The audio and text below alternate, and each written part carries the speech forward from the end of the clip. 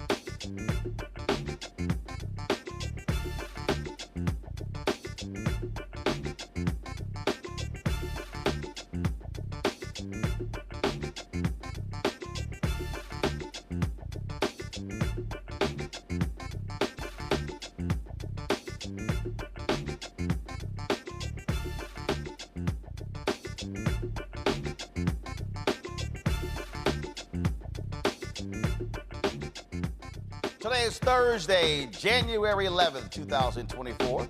Coming up on Roland Martin Unfiltered, streaming live on the Black Star Network. Tennessee Republicans continue to silence Democratic State Representative Justin Jones, one of the lawmakers expelled last year.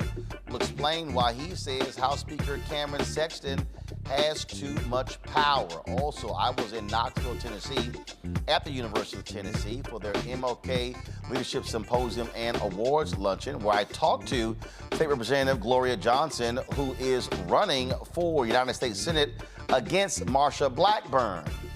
We'll have some of that conversation. Plus, I talked to a pastor who is the co-founder of that event, who was with Dr. King there on April 4th, 1968, when he was assassinated. The Black Ohio woman who suffered a miscarriage in her home is not going to face charges. A Wisconsin kindergartner gets left on a school bus, and the police do little to help to find the child. We'll tell you how the family found their 5-year-old on their own. Seriously. And folks, MLK Day is on Monday. Isn't it time we stop with the niceties around MLK Day, especially this day of service? No, how about this day being a day of protest? We'll break that down as well. It's time to bring the funk on Roland Martin Unfiltered, streaming live on the Black Star Network. Let's go. Whatever the miss, he's on it. Whatever it is, he's got the scoop, the fact, the find. And when it breaks, he's right on time and it's rolling. Best believe he's knowing. Putting it down from sports to news to politics. With entertainment just for kicks, he's rolling. It's on go, roll, y'all. It's Roland Martin, yeah. Rolling with Roland now. He's funky, he's fresh, he's real, the best, you know he's Roland Martin now.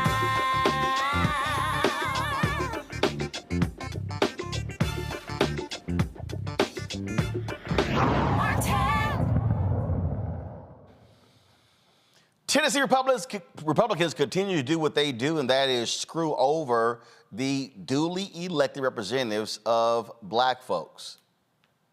Representative Justin Jones dropped a video on social media saying that he has been removed from the Education Committee, where you have, of course, the governor who is trying to push forward a statewide voucher program. Now, of course, he also was the individual, one of the two black state representatives who was expelled by Republicans. And so they continue to silence them there in the legislature. Watch this. Hey y'all, we're just leaving the House floor for adjourn until next Tuesday. I just wanted to give you a quick update. As you can see, the Speaker's having his press conference right now. He just announced committee changes for this 2024 year and announced that he was stripping me from Education Administration Committee.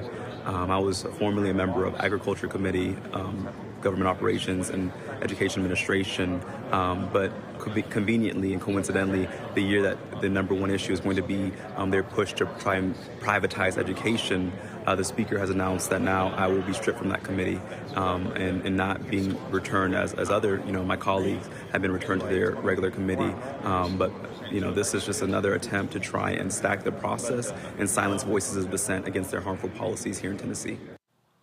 There was another video that he posted on yesterday, so let's play that one. Yesterday, I witnessed something that really appalled me that are related to these rules. Myself and the Republican Majority Leader, my friend William Lamberth, were trying to get on the elevator, and the Speaker's security put his hand up to Lamberth and said, "You can't get on with the Speaker." He pushed our Majority Republican Leader and said, "You cannot get on with the Speaker." And so I want to make clear that these rules are not about Democrats versus Republicans, but it's about each of us as members and a Speaker who is drunk with power. In these rules, a phrase that keeps Representative occurring. Reagan, you're recognized. Point of order. Thank you, Mr. Speaker. Please use your microphone, please. Thank you, Mr. Speaker. I asked the clerk to read from Mason's manual about disparaging comments for other members, and I herewith call the gentleman from Davidson County to order. I neglected to mention in my request that Rule 19 be invoked as well in relation to that. And called to order. That puts us on the board. We are voting. A yes allows the representative to continue speaking. A no vote calls him to order, and we move to the next person on the list. Mr. Clerk, take the vote. Ayes 20, 68 nays. We move on to the next person. Folks, you see there, what they did was last year they passed a rule where if they want to shut you down, they could just call what they just did and stop you from talking, and now you have to sit down and be quiet. I keep telling y'all, these are the people who supposedly love the Second Amendment, but they love to skip over that little troublesome thing called the First Amendment. And so that's really how these Republicans in Tennessee are operating. But it's not just Representative Justin Jones who continues to face these problems. They also are literally targeting people, the voters, the people who sent them there. Representative Justin Pearson, one of the two who was expelled last year, he posted this on social media, on Twitter. How can our constituents be guests in the people's house? Tennessee House GOP, see Section 25. These absurd rules have the number of people in the public who come to see the legislature and advocate for our democracy. Why are democratically elected leaders afraid of the people they serve? And so what you see here from him, you see him holding this guest pass. So if you want to come to the legislature and sit in the gallery, you literally have to go get a guest pass. Why are they doing this? Well, they're angry with the protesters who filled the well last year. They're angry with the the people who are fighting for the end of gun violence. They're angry that they showed up last year in massive numbers, chanting and yelling and protesting. They don't like the fact that the public actually had the guts, had the audacity to come there and voice their concern. So not only are they shutting down State Representative Justin Jones, State Representative Justin Pearson, these same individuals are now trying to shut down the public. These are constituents. These are the people who literally sent them there. That's what we are now dealing with. So to understand what is at hand is to see how dastardly these people are and how shameful these people are. So we're going to do this here. We're going to take a break, and we're going to come back, and I'm going to play for you my interview with State Representative Gloria Johnson, who I talked to today at the speech I gave at the University of Tennessee, where she talked about this and also explained how people in Tennessee are fighting back against these fascist Republicans in the state of Tennessee. You're watching Roland Martin Unfiltered right here on the Black Star Network. Hatred on the streets, a horrific scene, a white nationalist rally that descended into deadly violence. White people are losing their damn minds. An angry pro-Trump mob storms the U.S. Capitol. We've seen We're about to see the rise of what I call white minority resistance. We have seen white folks in this country who simply cannot tolerate black folks voting. I think what we're seeing is the inevitable result of violent denial. This is part of American history. Every time that people of color have made progress, whether real or symbolic, there has been what Carol Anderson Anderson at Emory University calls white rage as a backlash. This is the rise of the Proud Boys and the Boogaloo Boys. America, there's going to be more of this. Here's all the Proud Boys, Dave. This country is getting increasingly racist in its behaviors and its attitudes because of the fear of white people. The fear that they're taking our jobs, they're taking our resources, they're taking our women. This is white fear.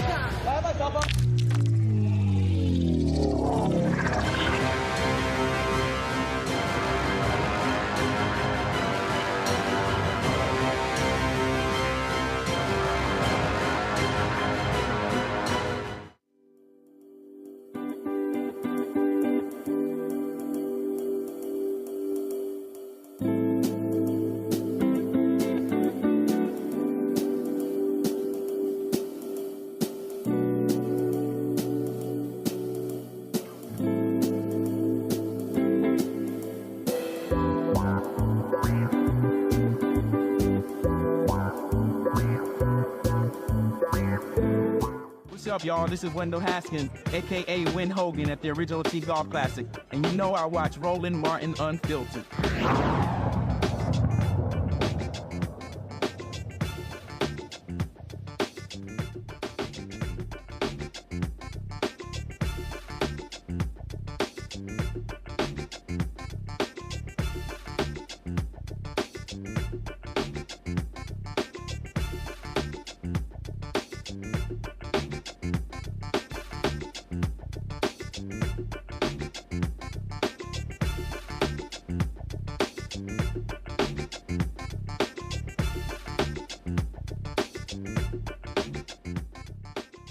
Welcome back to Roland Martin Unfiltered. As I said earlier, I was at the University of Tennessee today in Knoxville, speaking at their annual MLK Luncheon on the campus there. And one of the folks who they honored was State Representative Gloria Johnson. She's one of the Tennessee Three. She's also running against Marsha Blackburn for the United States Senate. Here is our conversation. Right, here we go. 3, 2, 1. All right. You run the U.S. Senate. Let's talk about it. Yeah, absolutely. Thrilled to be doing it. You know, Tennesseans want to see something different. They want a representative that works for Tennessee working families, because that's not what we're seeing. We've got a representative who's owned by the NRA, Big Pharma, insurance companies. She's not working for Tennesseans. She's working for those who are supporting her campaign. And only 29% of her money comes from Tennessee. So, you know, last time, 75% of my money came from Tennessee. We're very proud of that. Tennesseans want someone who cares about what they need. Do you think that people, because of what happened with the two Justins and yourself, and we still see Republicans in the legislature, the speaker, what they're continuing to do, stifling debate. Not allowing media on the floor for the first time in years. None of the photographers that have been coming on the floor for as long as they've been around, which one of them told me more than 20 years they've been on the floor. And this is the first year. The photojournalists that don't even talk to the members, they're not letting them on the floor. And then I just saw Justin Pearson, he did a video. They're now requiring guest passes, so the public now has to get a ticket from a representative. There's 99 tickets, because each member gets a ticket, one ticket. So that means one ticket? Yes, one ticket for someone to come up each day. To come to the Capitol? To come to the people's house and be in the gallery. Wow. There's approximately, give or take, 120 seats on each side of the gallery. So that's only 99 seats they're giving out. There's still more seats. They're allowing space for the lobbyists. Lobbyists typically gather downstairs in front of the TV so they could talk to members. So lobbyists who have access all day long from 8 to 5, plus at the little drinking parties in the evening that they all go to with representatives, they have access all day long. But the people are limited, and they won't let them in the gallery. So, like for example, so I'm native of Texas, and I can go to the state capitol. I could walk into the building. I could literally walk in, knock on the door, go see my representative, my state senator, and I can then they'll say, hey, you can go sit in the gallery. So I just simply go up. It's not like I need a ticket or anything like that. So this is it really. It used to be that way in Tennessee. So this is all about. They don't like the fact that those folks were protesting. They don't like the fact that people were exercising their First Amendment rights. They love the Second Amendment and honor it to the core, even beyond what it says. But the First Amendment, they're not so concerned about. Yeah, it's maybe how you skip the first, but you want to run to the second. Yeah. What we're also seeing, and I've run numerous clips on my show, just the insane things that comes out of Marsha Blackburn's mouth. Yes. But do you believe that because of what happened last year, that people woke up, and of course they hate the word woke, but that's which is really what that's about. People waking up to reality. The telling those mothers you can't hold those signs up. Notebook paper, right? Do you think people are going that silent majority that frankly Republicans get elected to everything in this state? That these people said, wait a minute, we got to take this thing back. This is ours. That's what they don't understand. Because I think all they do is go to Republican meetings, the legislature, and maybe church. But they're not talking to just the general public. They're not talking to the general public. I mean, I have so many Republicans that have come to my campaign for two reasons. Well, always they name gun violence and abortion. The next third thing that they typically name is the meanness and divisiveness of their party. And they are coming in droves. And I don't think that they understand this. They don't believe the polling that's taking place in Tennessee. But the reality is Tennesseans did wake up. They looked at the Capitol and they didn't like what they saw. And they're paying attention. I get so many text messages because now people are watching from home. They know how to do it now. They know how they can watch session from home.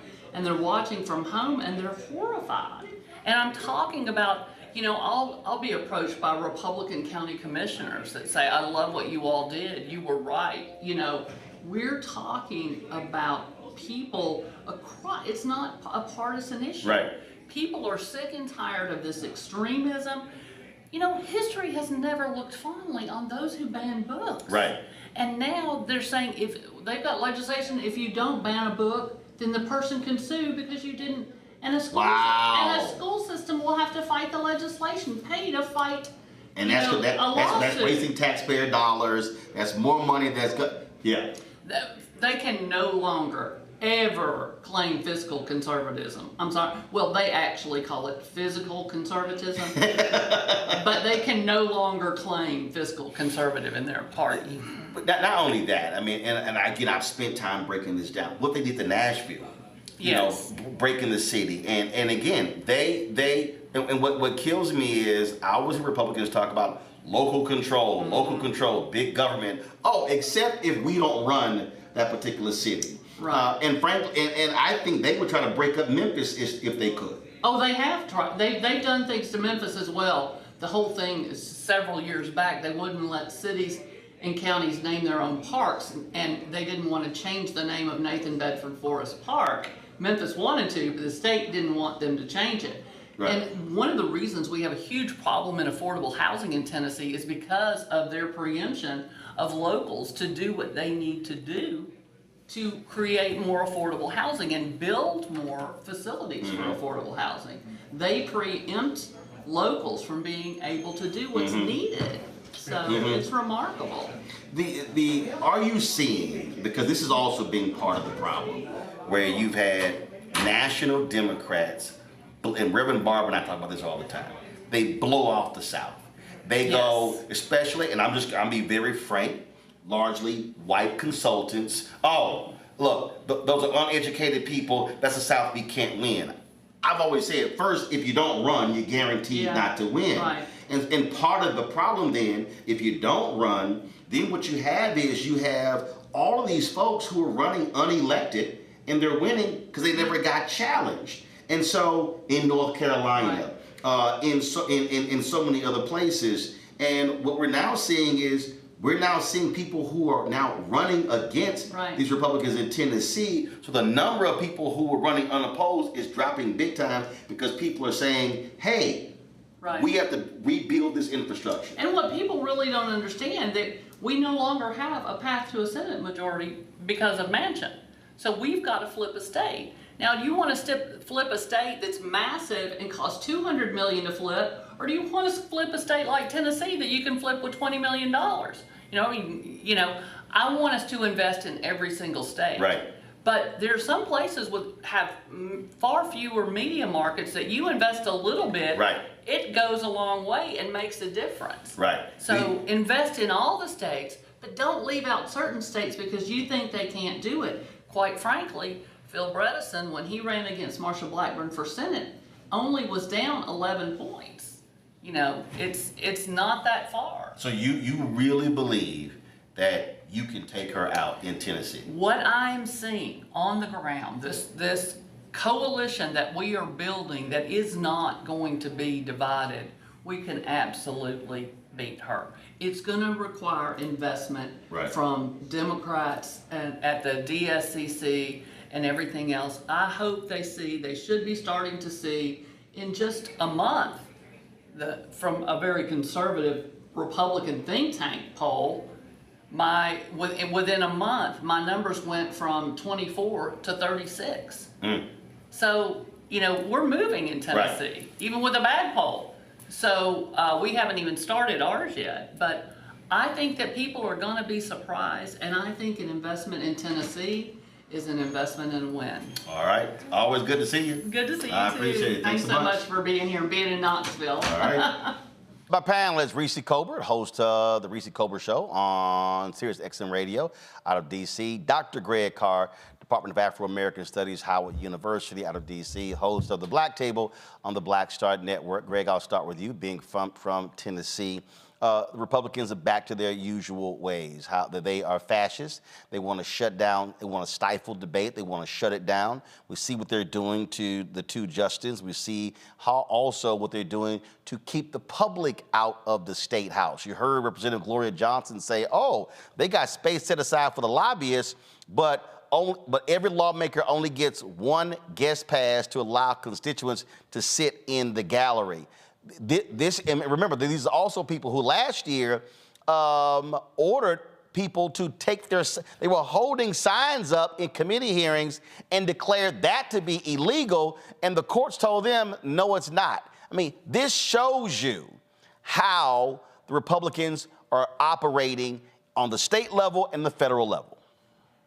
It really does. And it was very interesting to listen to your conversation there with Gloria Johnson, Roland, because when you talk about a silent majority, certainly the hillbilly horde has its voters out there in rural Tennessee. I grew up in Nashville, the center of the state. And of course, we know Memphis in the west, which is basically Mississippi, and where you were today in Knoxville, University of Tennessee, Knoxville, the hill country, of course. But there are a lot of those rural areas in Tennessee where these folk keep returning these white nationalists to office.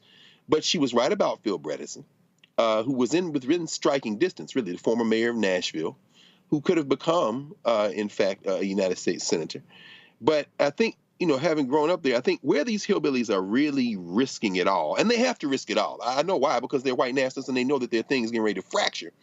They're risking it all with their impotence. See, one thing about these white boys in places like Tennessee, the Appalachian South and places like that, they hate being told what they can't do. You remember Tennessee, like much of the South, was solidly Democratic up until the 1980s and 90s. I grew up in the era of places like Ray Blanton and others, the governor of Tennessee. Ray Blanton and them got in trouble when they started stealing money, when they started acting with impotence, when they started basically ignoring the voters and acting that they can do what they want. This is what Cameron and them going to find out. If they keep this up, some of these people are going to say, you know what, in my heart, I got some different things about race and gender, but I don't like that y'all trying to keep me out of the legislature. Well, you going to Nashville? No, I ain't going to Nashville, but damn it, I don't like that you try. They are risking it all. And Gloria Johnson is right. $20 million could flip that state simply on the fact that they'll set race aside when it gets to the point where they think you're thumbing your nose at me. They may come out and vote them out. The thing that I think is important that we talked about there, Reese, is that you can't beat anybody if you never run. That's true. And one of the biggest problems historically for the Democratic Party, and the reason I specifically said white strategists, is, and we saw this during the midterms, where you had this anonymous strategist who told Politico, let's ignore these places where we don't have a lot of college-educated voters, which sounded very similar to what Bernie Sanders supporters were saying in 2016 during the primaries. And this idea that, let's only appeal to the places where we have lots of white college-educated voters who live in the suburbs. Well, ain't that many places like that in America. And I think what has happened in Tennessee, if Democrats properly mobilize and organize, there were, to Greg's point, it was a lot of people pissed off last year over the issue of a mass shooting, and these Republicans, they come back, and what they do is they actually vote on immunity for a gun manufacturer. And then, and then they wanted to silence the people. And when you keep doing that, people say, what the hell is going on? This is the moment where I believe, again, where Democrats have to play long ball, and you might lose in the next 2, 4, 6, 8 years, but you have to actually build something to actually win one day. No, I agree with you. I think that the difference between Democrats and Republicans is Democrats want to win every news cycle. They want to win every election. And Republicans play for generations. I mean, we talked about it leading up to the 2020 election, how it's a generational election. And we've said that every election. I know it's getting old by now, but it's really the truth. And so you do have to really build that infrastructure. You have to be relentless with it the same way that Republicans are relentless. We're talking about people who have a supermajority, who Democrats aren't even striking distance of, even with their protests and Justin Jones saying whatever he wants to say in these committee hearings, it's not going to change the outcome of the vote. But Republicans are so relentless that they don't even want the conversation to happen if it goes against their political interests. And so I'm not saying that Democrats should be like Republicans, but I think that Democrats should really look at how Republicans leave no stone unturned in their quest for power, to keep power, to gain more. And, they need to start investing more. There's so much money that was put into Florida, which has gotten increasingly red in a number of places. But the reality is you could probably get a pretty good bang for your buck in Tennessee. And I'm not hearing a lot about the Senate in 2024. So I don't know if they just written it off like, well, I guess the Republicans are going to get that. And, they just hoping to hold on to the White House. But we have a lot of work to do in 2024. And I don't think we're in a position to take anything for granted or leave any race uncontested. Well, I think that is that is the position. When you hear people talk about the very, very narrow path forward for Democrats to keep control of the United States Senate, what you hear with Joe Manchin retiring, or I dare say, Greg, refusing to man up and run against the billionaire governor, they're saying, we're going to lose that seat. So we have to hold on to Sherrod Brown's seat in Ohio, to the seat in Nevada, in order to maintain control of the United States Senate. They don't bring up Tennessee. And if you don't make the effort, and we saw a lot of those pissed off white women, not just with abortion, but the issue of gun violence. Then Greg, I got no problem saying it, you put in the Taylor Swift factor. This is, I don't care what anybody says. I don't care about the haters or whatever. This is a young white woman who has used her platform to register people, to mobilize people, and who's made it clear that we need to see changes. Can they beat Blackburn? It's an uphill climb. But the most guaranteed way to lose is never make the attempt. Absolutely. Absolutely. It's funny, today, Roland, in advance of the Martin Luther King holiday on Monday, we were in a hip hop class, and I was talking about the context out of which the holiday became a holiday. And we talked about, John Conyers and in Atlanta in 1971 and coming forward. And I linger for a moment on the moment when Jesse Jackson ran for president in 1984.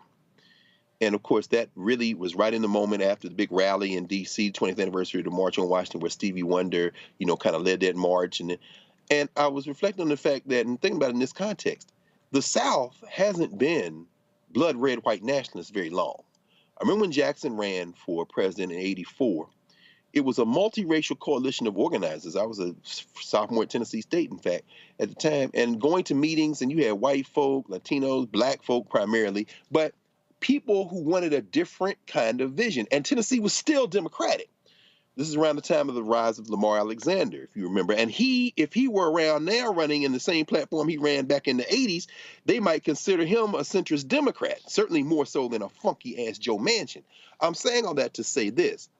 The Democratic Party, with an investment of resources, and we've seen it in Georgia, we need to see it more in places like Louisiana and Mississippi, and we can see it in Tennessee with this cycle, can certainly go out there, register voters, energize voters, create the network. And yes, maybe they don't beat Marsha Blackburn this time. Maybe they do. Certainly Gloria Johnson seems like an ideal candidate to run against her, but they can build that infrastructure. Finally, and you've talked about this extensively, as much time as you spent in the 19th century educating us about Reconstruction and what happened. We've seen this before. When they created the Jim Crow laws in the late 19th century, they did it at the expense of white voters as well, through state referenda that allowed them to rewrite those constitutions in the states, in the southern states. They excluded white voters as the price of being able to create their racial power.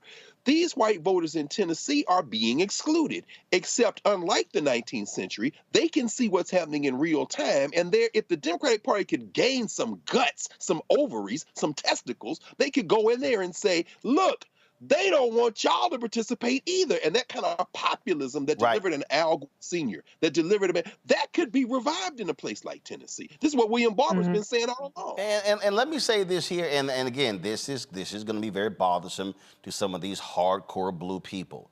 You also are going to have to accept the reality that you might have some anti-abortion Democrats who run from some of these southern states, but who might agree with you on 8 other issues. And this is one of those things that, Reese, again, where the people get locked into their ideological positions. And that is, guess what? You may have some individuals who are not going to be hardcore pro-choice, but it comes down to, who do you want in the position?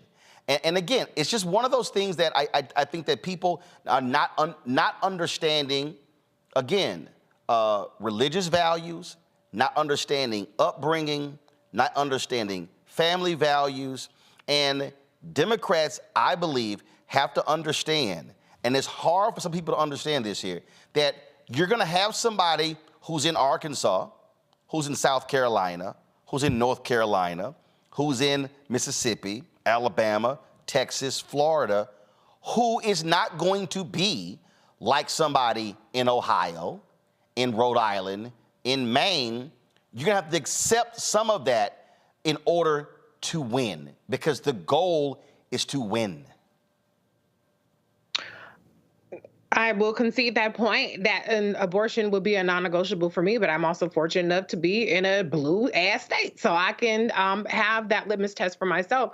I think I've always said, if you can win the primary, then go for it. You know, if a anti-choice Democrat can beat a pro-choice Democrat, then them's the breaks, and that's and the reason I'm saying that, because the guy who got 47% of the vote in Mississippi. His name is escaping me. Brandon Presley. Yeah. Elvis's cousin, Presley? yeah. Okay. Brandon Presley was anti-abortion, okay? Now, when you looked at him on a bunch of other issues, it lined up. Again, to me, it's understanding politics and power. And again, that's just one of the issues. And for some people, there are issues that are, hey, it does not matter. This is where they stand. I'm not supporting anybody who isn't there.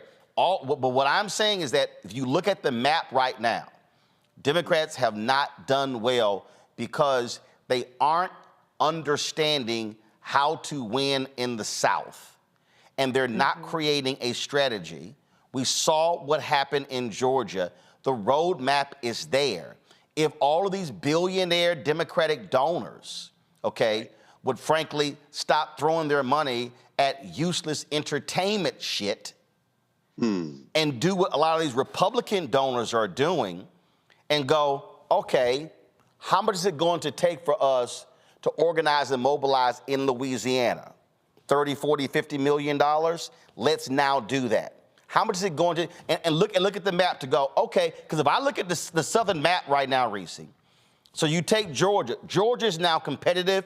It's, now granted, Republicans have won statewide, but obviously 2 United States senators, but it's actually competitive. Now you go, okay, Georgia, North Carolina, you get some real infrastructure, and I think Nikki Fried is doing that in Florida.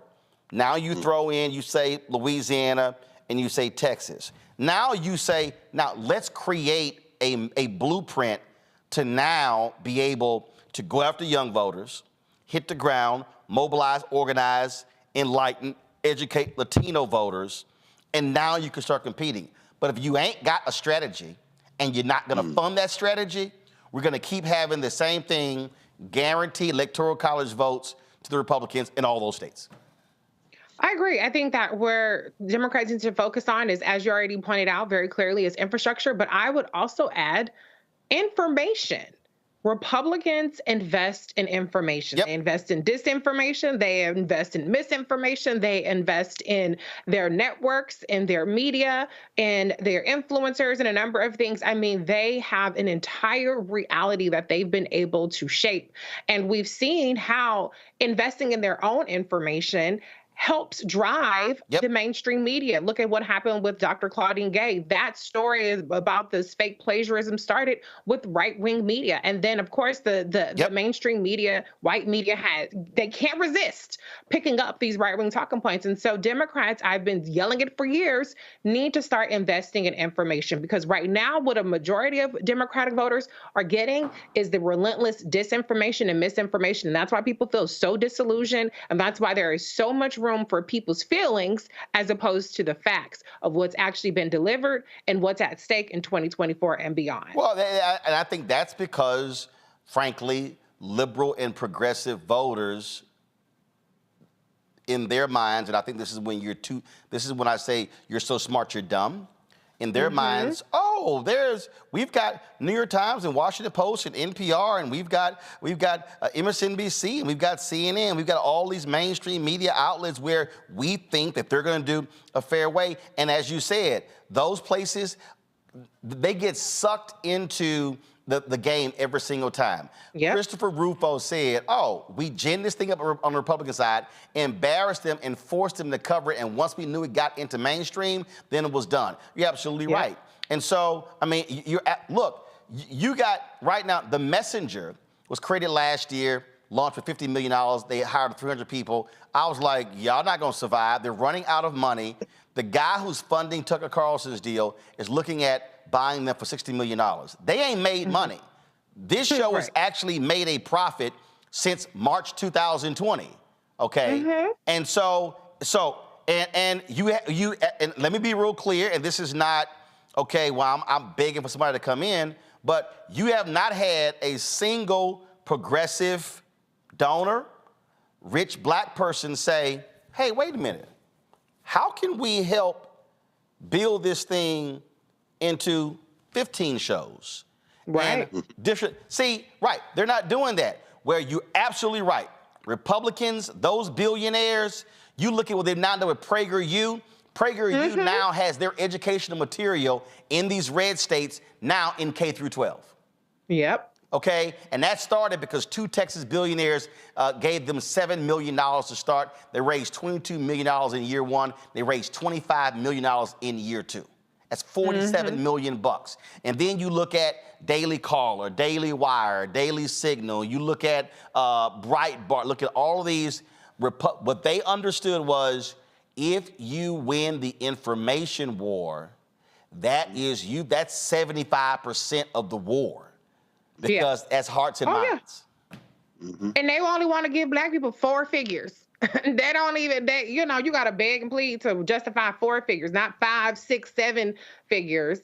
And so that's why we continue to be behind the ball. It's not going to be enough just to swoop in months before the election or once or twice a year and to humor us a little bit. You have to invest in the information. Until the Democrats figure that out, they're going to keep getting their ass handed to them. They're going to keep seeing these poll numbers where Trump is competitive with people that are not at all remotely ideologically aligned, that he offers nothing policy-wise to, because they're winning the information war. This isn't just messaging. Right. It goes beyond messaging. Information is the basics that we operate in, and Democrats consistently lose the information war because they're not even fighting it. No, you're absolutely right. And before I go to break, I'm going to show you all this here.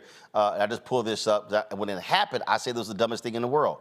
Here you had a major progressive media outlet called Think Progress. They were a part of the Center for American Progress, but they were actually their own group. Well, CAP put them up for sale. Now, they had declining revenue, declining traffic, and donations, okay? They were running a deficit. No buyer was found. This was a major progressive media outlet that they allowed to die in 2019. So look, I want everybody to look at that date. They ended publication on September 5th, 2019. That was 1 year and 1 day after we launched this show. And so you don't allow our major information vehicle to shut down. No, you figure out how do we keep this thing going, because that's what you need. The right has major amplification. They have, and they're hitting you Fox News on television, conservative radio, digital operations, and so you're getting it 360 degree, and from the progressive side, and we already know from the black side. In fact, we're gonna go to a break, and I'm gonna play for you. It was something that Congressman Hakeem Jeffries said during the funeral of Congresswoman Etta Bernice Johnson that captured my attention, and I'm gonna play it for you, and it's a perfect example of even why black-owned media, when you don't fund black-owned media, why certain things don't happen. We'll show you that next on Roland Martin Unfiltered on the Black Star Network. Grow your business or career with Grow with Google's wide range of online courses, digital training, and tools. Gain in-demand job skills with flexible online training programs designed to put you on the fast track to jobs in high-growth fields. No experience is necessary. Learn at your own pace. Complete the online certificate program on your own terms. Stand out to employers, get on a path to in-demand jobs, and connect with top employers who are currently hiring. Take one professional career certificate program or all 6. Earn a Google Career Certificate to prepare for a job in a high-growth field like data analytics, project management, UX design, cybersecurity, and more. All professional career certificate programs must be completed by December 31st, 2024. Scan the QR code to complete the application. There are 1,000 scholarships available. Grow with Google and J. Hood and Associates. Be job ready and qualify for in-demand jobs. On the next Get Wealthy with me, Deborah Owens, America's Wealth Coach, we're talking about the difficulty of being able to acquire wealth for Black Americans. My guest, Emily Flitter, is the author of The White Wall: How Big Finance is Bankrupting Black America. The bad stuff that you feel when you're dealing with the financial services industry is not your fault. It's not your fault, and you don't deserve to be treated like this. That's right here on Get Wealthy, only on Black Star Network. Hey, yo, what's up? This is Mr. Dalvin right here. What's up? This is KC, sitting here representing the JODECI, that's Jodeci, right here on Roland Martin Unfiltered.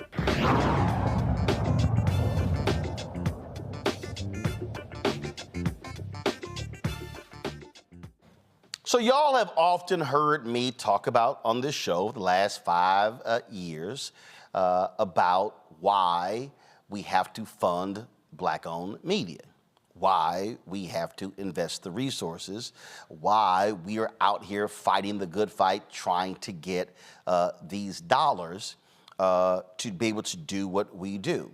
And during the funeral of Congresswoman Eddie Bernice Johnson at Concord Church in Dallas on Tuesday, Democratic Minority Leader Hakeem Jeffries said this during his eulogy of Johnson. Now, in that first term, the chair of the CBC, she's now our great HUD secretary, was Marsha Fudge. She said to Stephen Horsford and I want the two of you to preside over the CBC floor speech that occurs every Monday evening after votes. And so we said yes. We didn't know what we were doing, y'all. But we said yes.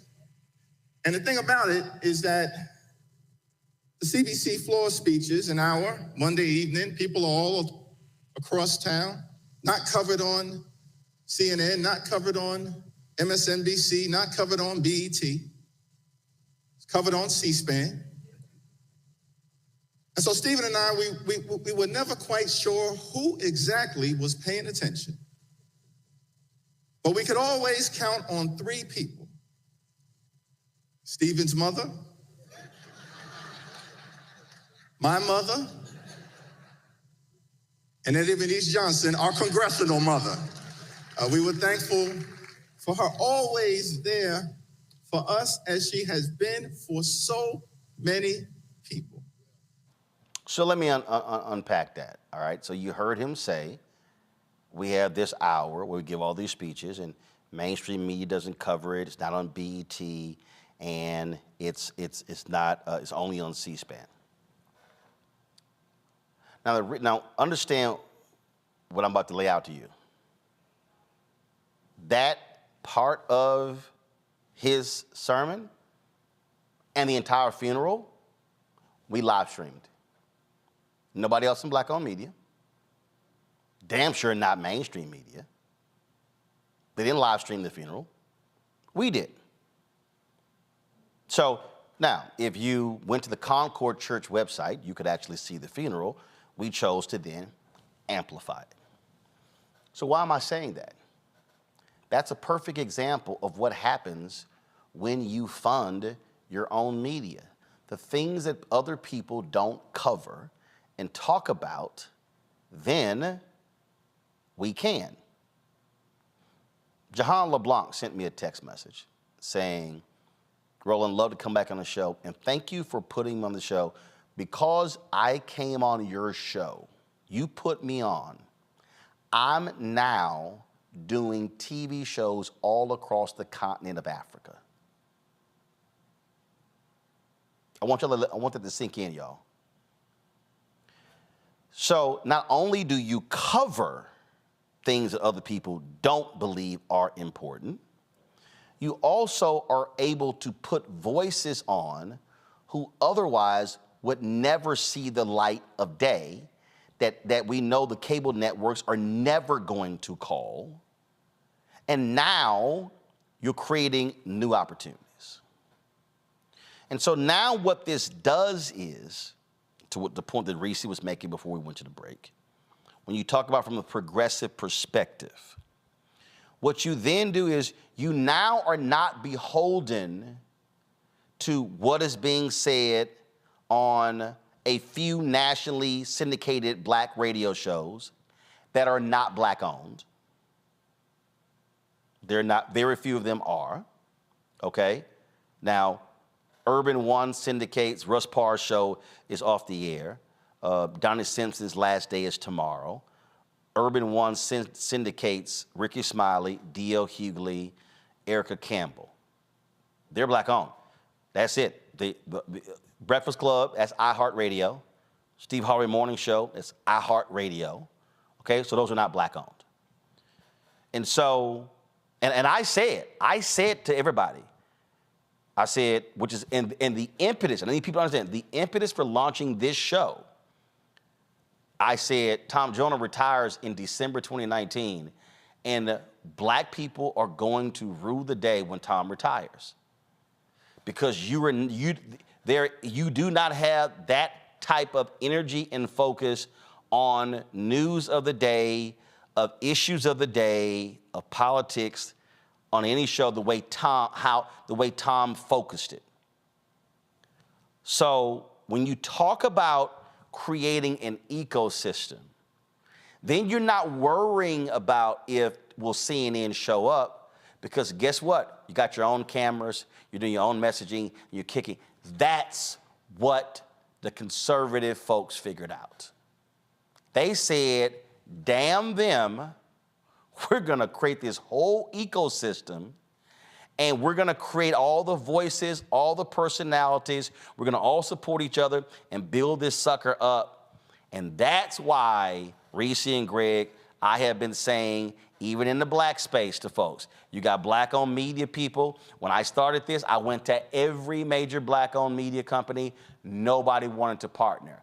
And I was like, guys, do y'all not see what's going on? Do y'all not see where we're going? And this is a problem, because there are news deserts, there are information deserts. And so not only do you have people who are not getting information, as you said, Reese, they are being force-fed so much BS, misinformation, disinformation, and they're not getting, people are criticizing. Democrats ain't this. No one then says, I'm sorry, what do you mean by that? Please explain that. See, you ain't hearing any of that. You're not hearing somebody. We did it on yesterday. We showed people, if you're a family of 4 and you making 60 grand, you're gonna pay $0 for student loans. How many other places out there are walking people through those things? Right today, you have seen the explosion of people signing up for the Affordable Care Act, breaking records 3 years in a row, many of them in red states as well. Where else are they actually talking about it? America's now producing more oil than we ever have, but the right wing keeps saying, oh no, we ain't producing any oil because Biden won't let us drill. It's all a lie.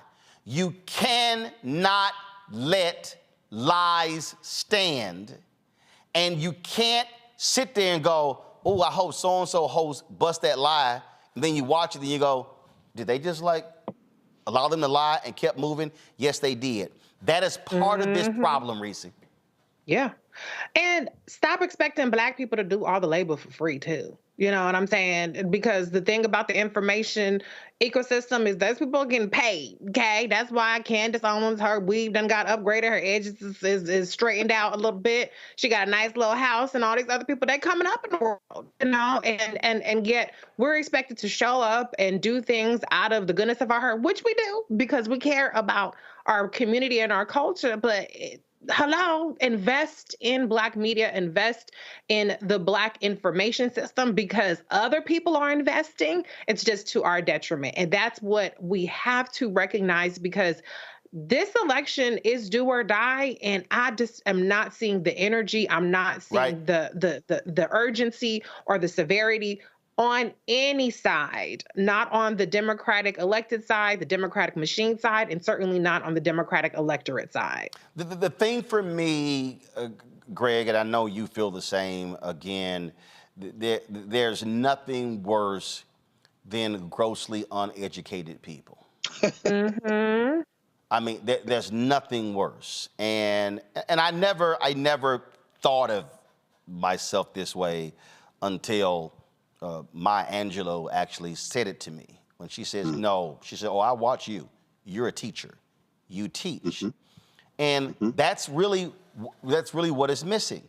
And as we are going into this King Day, I go back to what Dr. King said when he called on the Negro press to, as he said, maintain its militancy. And not become what he called conservative organs. I mean, this is in his book, y'all. Where do we go from here? Chaos or Community? And I've said it many times before, and y'all can tell I actually read the book because you see how I got highlighted. He said there are 4 institutions. He said structured. See y'all. Yeah, y'all have actually read the Bible, and you like, hold up, I missed that the first time. This is the key. He says there are already structured forces, meaning they're already in place. They have infrastructure that can serve as the basis for building a powerful united front. He mentions 4: Negro Church, Negro Press, Negro Fraternities and Sororities, Negro Professional Associations. He says point blank, too many Negro newspapers have veered away from their traditional role as protest organs agitating for social change and have turned to the sensational and the conservative in place of the substantive and the militant.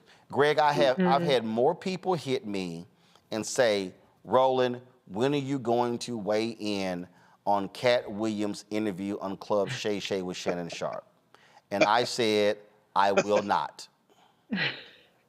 Now, here's the deal. I can pull up right now, and I did it earlier. When I was in the car, I was on the plane, I was in the car coming here. I've seen about 10 or 15 other people give their thoughts and reactions to the Cat Williams interview. And the views range from 200,000 to 1.5 million. Yes, sir. Now, yes, I mean, they're watching. So if I did something, it's probably going to do 200,000, 300,000, 400,000, 500,000 or more views. The more views you get on YouTube, you're going to increase more money. Yep. But right here, King said, have turned to the sensational and the conservative in place of the substantive and the militant. We have enough gossip blogs. We have enough mess organs. We have enough drama-induced publications. What we don't have enough are real substantive outlets. And I will not do it just to get those views, because I would feel so awful that I would feel like I gotta take a shower every hour on the hour, because that means you fall into that pit. And that's really where we are. We are in a situation where it's so much bullshit that is being fed to us that we are literally gorging on mess.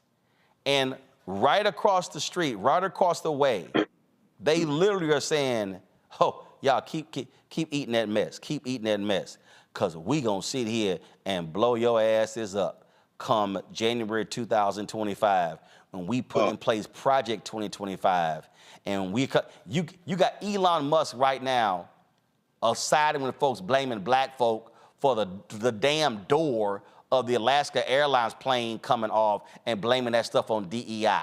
And we as black people, we are eating the mess up. I mean, I'm talking about black people, and this is not a diss of Shannon, it's not a diss of Cat, but black folk are eating this up like we did them Popeyes chicken sandwiches.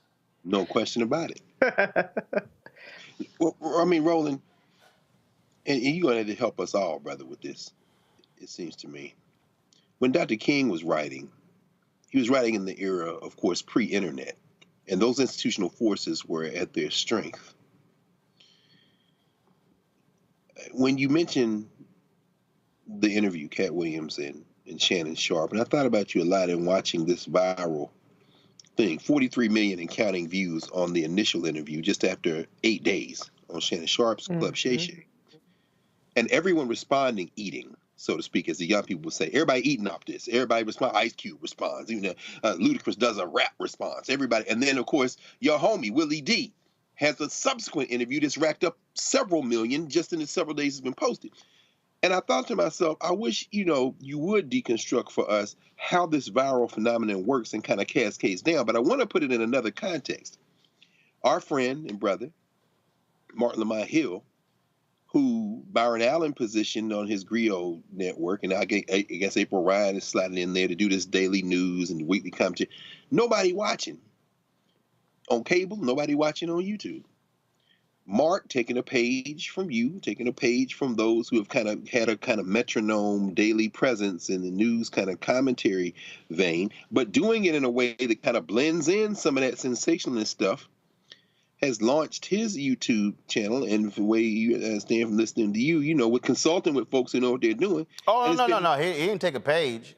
No, what happened was he was in the car with his new wife, and she was like, where in the hell is your YouTube page?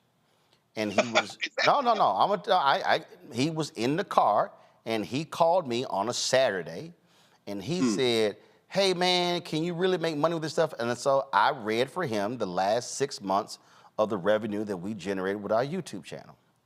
And I said to him, and he had it on speaker, and his wife was like, see? And because Mark just got married. And so she was like, yo, you out here doing all this sort of stuff, but what are you building? And I've been telling Mark, and he'll tell you, for 5-7 years, Mark, stop chasing them checks, build something.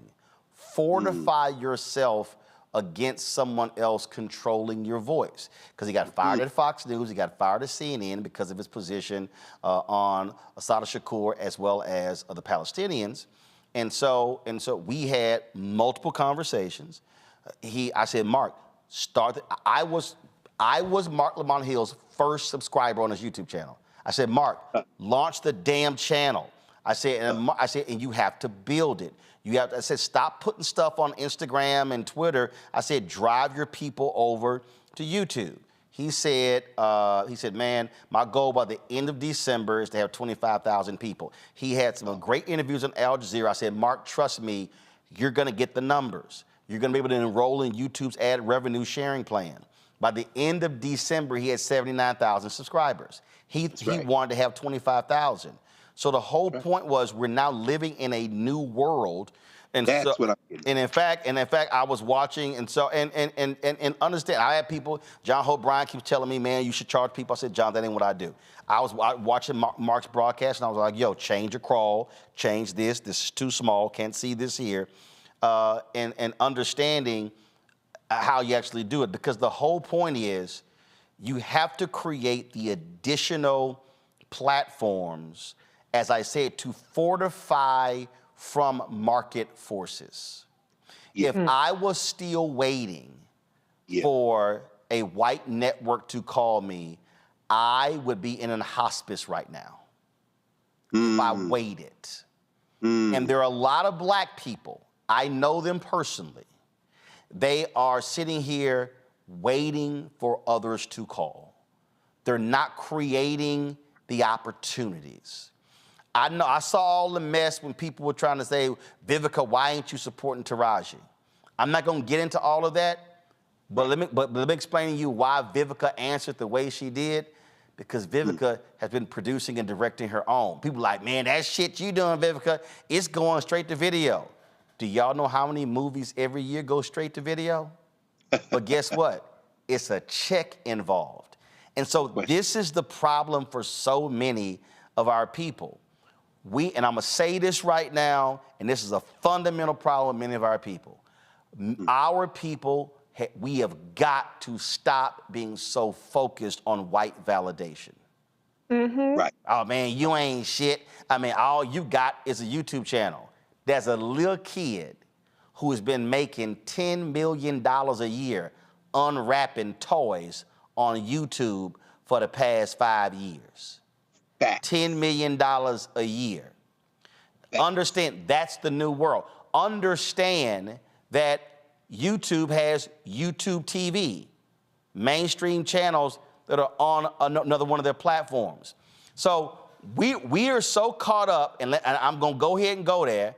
Negroes are so caught up in the equivalent of when Armani and Hugo Boss and Louboutin and Chanel and Tiffany and all this sort of purses and shoes, and we're broke as hell because we are praying and hoping to be on somebody white's platform where they control the content, own the content, control the staff, hire you and can fire you, as opposed to, as King was talking about, building and creating. There is no Reverend Dr. Martin Luther King Jr.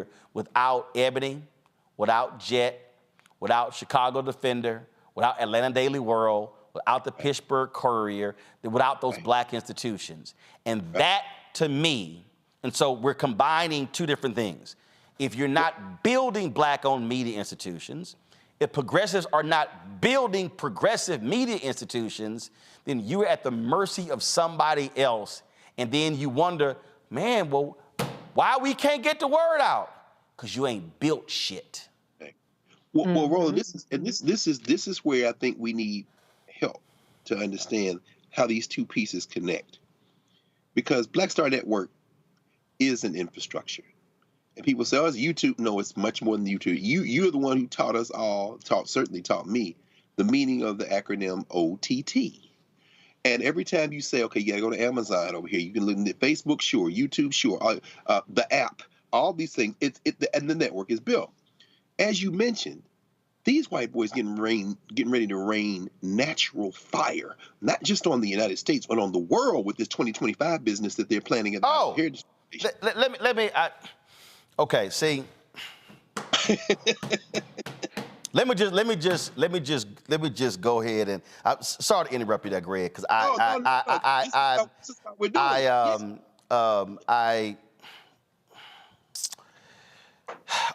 need everybody watching right now. Matter of fact, I'm gonna do this here. I'm gonna go to a break, and I'm gonna need all y'all to buckle up, because when I come back, we gonna discuss Tubi. Tubi. And I'm gonna share some stuff about Tubi that's gonna blow a whole bunch of y'all out of your living rooms, out of your car, out of your dorm rooms. Let me go to the break. I'll be right back. When you talk about blackness and what happens in black culture, we're about covering these things that matter to us, speaking to our issues and concerns. This is a genuine people-powered movement. There's a lot of stuff that we're not getting. You get it, and you spread the word. We wish to plead our own cause. Too long have others spoken for us. We cannot tell our own story if we can't pay for it. This is about covering us. Invest in black-owned media. Your dollars matter. We don't have to keep asking them to cover our stuff. So please support us in what we do, folks. We want to hit 2,000 people, $50 this month, raise $100,000. We're behind 100,000, so we want to hit that. Y'all money makes this possible. Check some money orders. Go to P.O. Box 57196, Washington, D.C. 20037-0196. The Cash App is $RM Unfiltered. PayPal is R Martin Unfiltered. Venmo is RM Unfiltered. Zelle is Roland at RolandSMartin.com. I'm Dee Barnes, and next on The Frequency, we're talking about the rise in great Black literature and the authors who are writing it. Joining me will be professor and author Donna Hill, to discuss her writing journey and becoming a best-selling author. I always was writing, but I never saw anybody that looked like me in the books that I was reading. Plus, her work with the Center for Black Literature and next year's National Black Writers Conference. That's right here on The Frequency on the Black Star Network. Next, on the Black Table with me, Dr. Greg Carr, author Dr. Maribel Mori, on her astounding and enlightening new book, White Philanthropy, a history we're betting you've never heard before. Don't miss an eye-opening episode of The Black Table, only on Black Star Network. On the next, A Balanced Life with me, Dr. Jackie, just who do you think you are? And maybe more importantly, who is it that you think you're trying to please?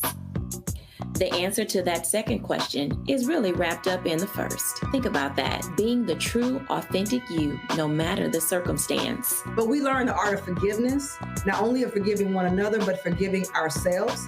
And we also learn how to love ourselves so that we can love each other. That's next on A Balanced Life, here on Black Star Network. This is Reggie Rock Byford. You're watching Roland Martin, unfiltered, uncut, unplugged, and undamn believable. You hear me?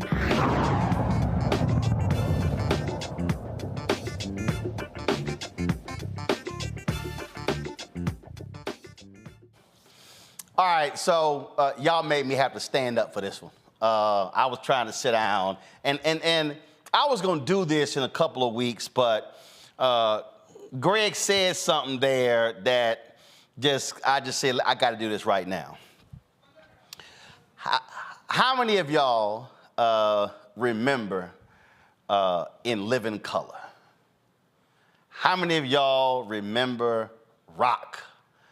How many of y'all remember South Central? Okay? Guess who owned that network? Just come on. Rupert Murdoch. So let me explain to y'all how we got Fox News. Okay? They launched Fox Broadcasting. They put on black content. We run to Fox. Live in color. Do y'all know why there is a Pepsi and now Apple Music halftime show at a Super Bowl? Because 1 year in Living Color put on their own Super Bowl halftime show, and all these eyeballs left the Super Bowl and they went over to the In Living Color halftime show, and the NFL said, oh, hell no. That's when you got the big halftime performances and they turn into major extravaganzas because of In Living Color. Why did Keenan Ivory Wayans quit and his family leave? Because what Fox started doing was putting In Living Color reruns on Fox stations, driving down the syndication value of In Living Color, and they let we ain't gonna produce any more shows because y'all cheating us out of our money. What did Fox then do with the money made from black people building up Fox? They landed the NFL. NFL used to be on NBC and CBS. Monday Night Football was on ABC. Fox offered $1 billion plus for the NFL rights, and that's when it went from CBS over to Fox. But guess what happened after they got the NFL? Bye-bye In Living Color, bye-bye Rock, bye-bye South Central, bye-bye all of the black programming. Now, some of y'all watching me right now, some of y'all saying, okay, Roland, I mean, that's all that history. I mean, you just bringing up old stuff. I mean, why are you sitting here? Why are you sitting here bringing up old stuff? What has been all the rage for the last year? What have you heard Greg and Reese say? Man, did y'all see that movie on Tubi? You need to get on Tubi. You need to get on Tubi. You need to get on Tubi. You need to get you a movie on Tubi. You need to get on Tubi. You need to get on Tubi. Go to my iPad. Tubi sees impressive growth with over 74 million monthly active users. Keep it right there. Send it right here. Do y'all know who owns Tubi? Pull a picture up. Who owns Tubi? He does. Wow. What is Fox doing? Black people, listen to me. Good Lord. Listen to me, black people. You built Fox Broadcasting, which gave them the financial wherewithal to get the NFL. They get the NFL, build up the financial wherewithal to launch Fox News. Now we're living in a digital world. Yes, sir. And what is Tubi doing? Black content, black content, black content, black content. They dropping black, I see all the Instagram posts, the Twitter posts, my movie on Tubi, my movie on Tubi, movie on Tubi. And guess what? Their numbers are blowing up. Their numbers are blowing up. Black people, you are turning Tubi into one of the largest fast channels, which is basically a digital channel. They're doing it with black content. Look at it right there. Look at all these. Y'all, look at this. This is how they're competing against Netflix and the rest of them. Black, black, black, black, black, black. Do y'all understand that Fox sold its entertainment division to Disney a few years ago for $70+ billion? Fox Studios? Yeah. Fox Entertainment, all of their Fox Entertainment assets sold to Disney. That's right. They retain Fox News, Wall Street Journal, New York Post, and those assets. So Fox right now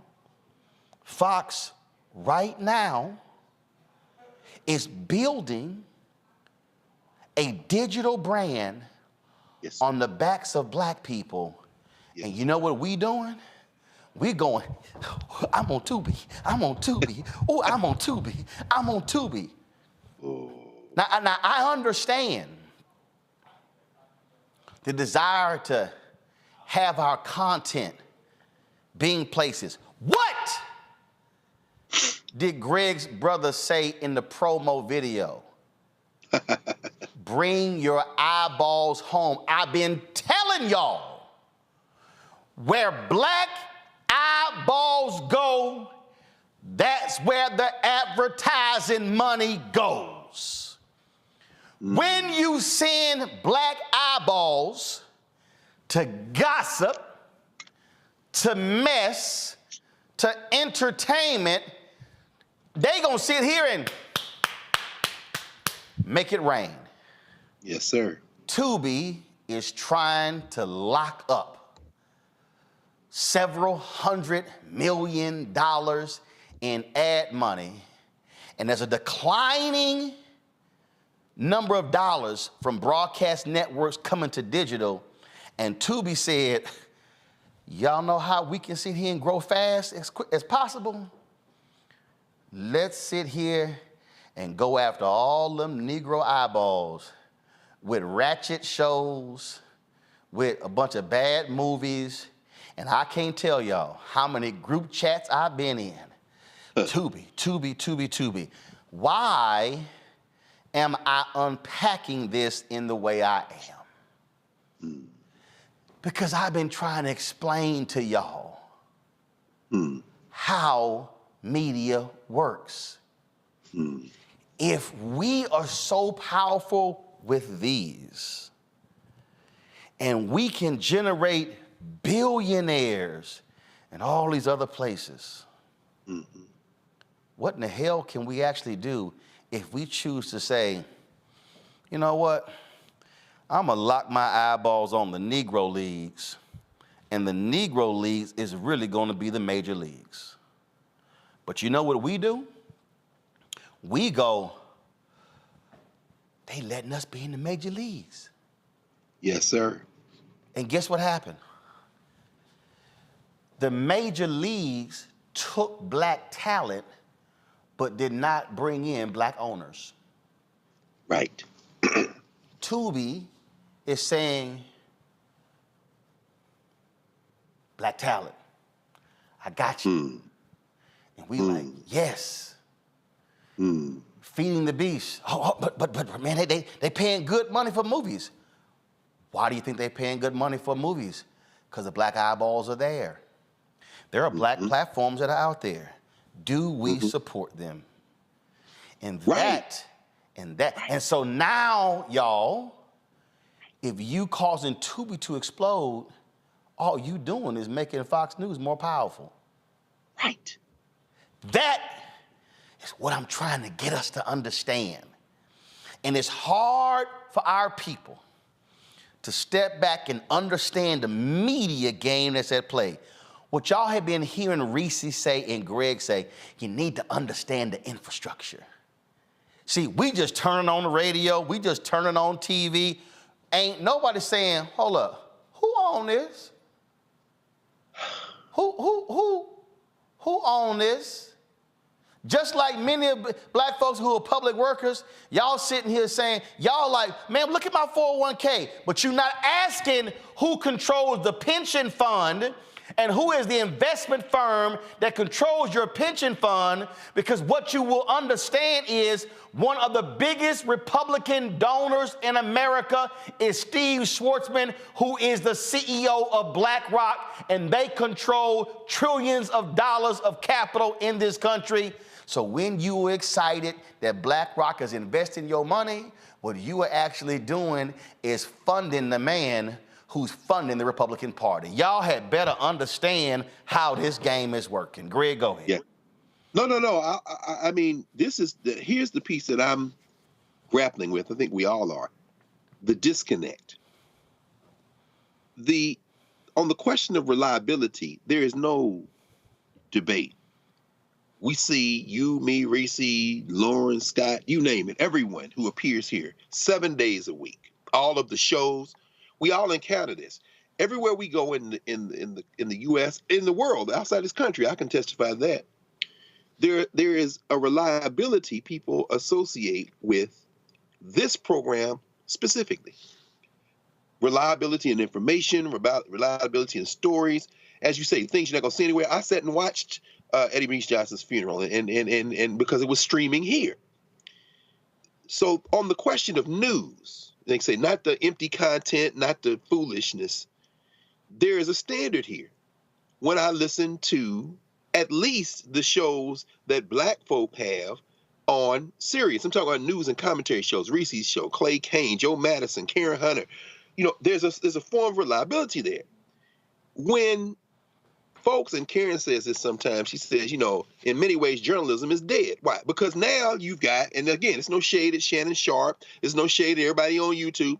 You got people commenting on news who aren't researchers, who aren't journalists, who are don't have a background, and the eyeballs are being attracted because it's mixed in with this foolishness. The disconnect for me is, while these fascists, while these white nationalists, while these folks like the Heritage Foundation, funded by billionaires and subsidized by very people that we're subsidizing with our dollars, are lining up because they have the money to carpet bomb our sensibility. Boom. Christopher Rufo is a joke to take out the president of Harvard, and he got a degree from Harvard Extension and is down there messing around trying to create a whole new version of a school that was a legitimate university till DeSantis got a hold of it, that new school in Florida. While that's happening on our side, we can watch by the millions Cat Williams and Shannon Sharp. We can watch by the millions Gilbert Arenas and whoever else. We can watch by the millions Kwame Brown and whoever else is the flash to pan at the moment. But when it comes to news, Roland, this is what I'm trying to understand.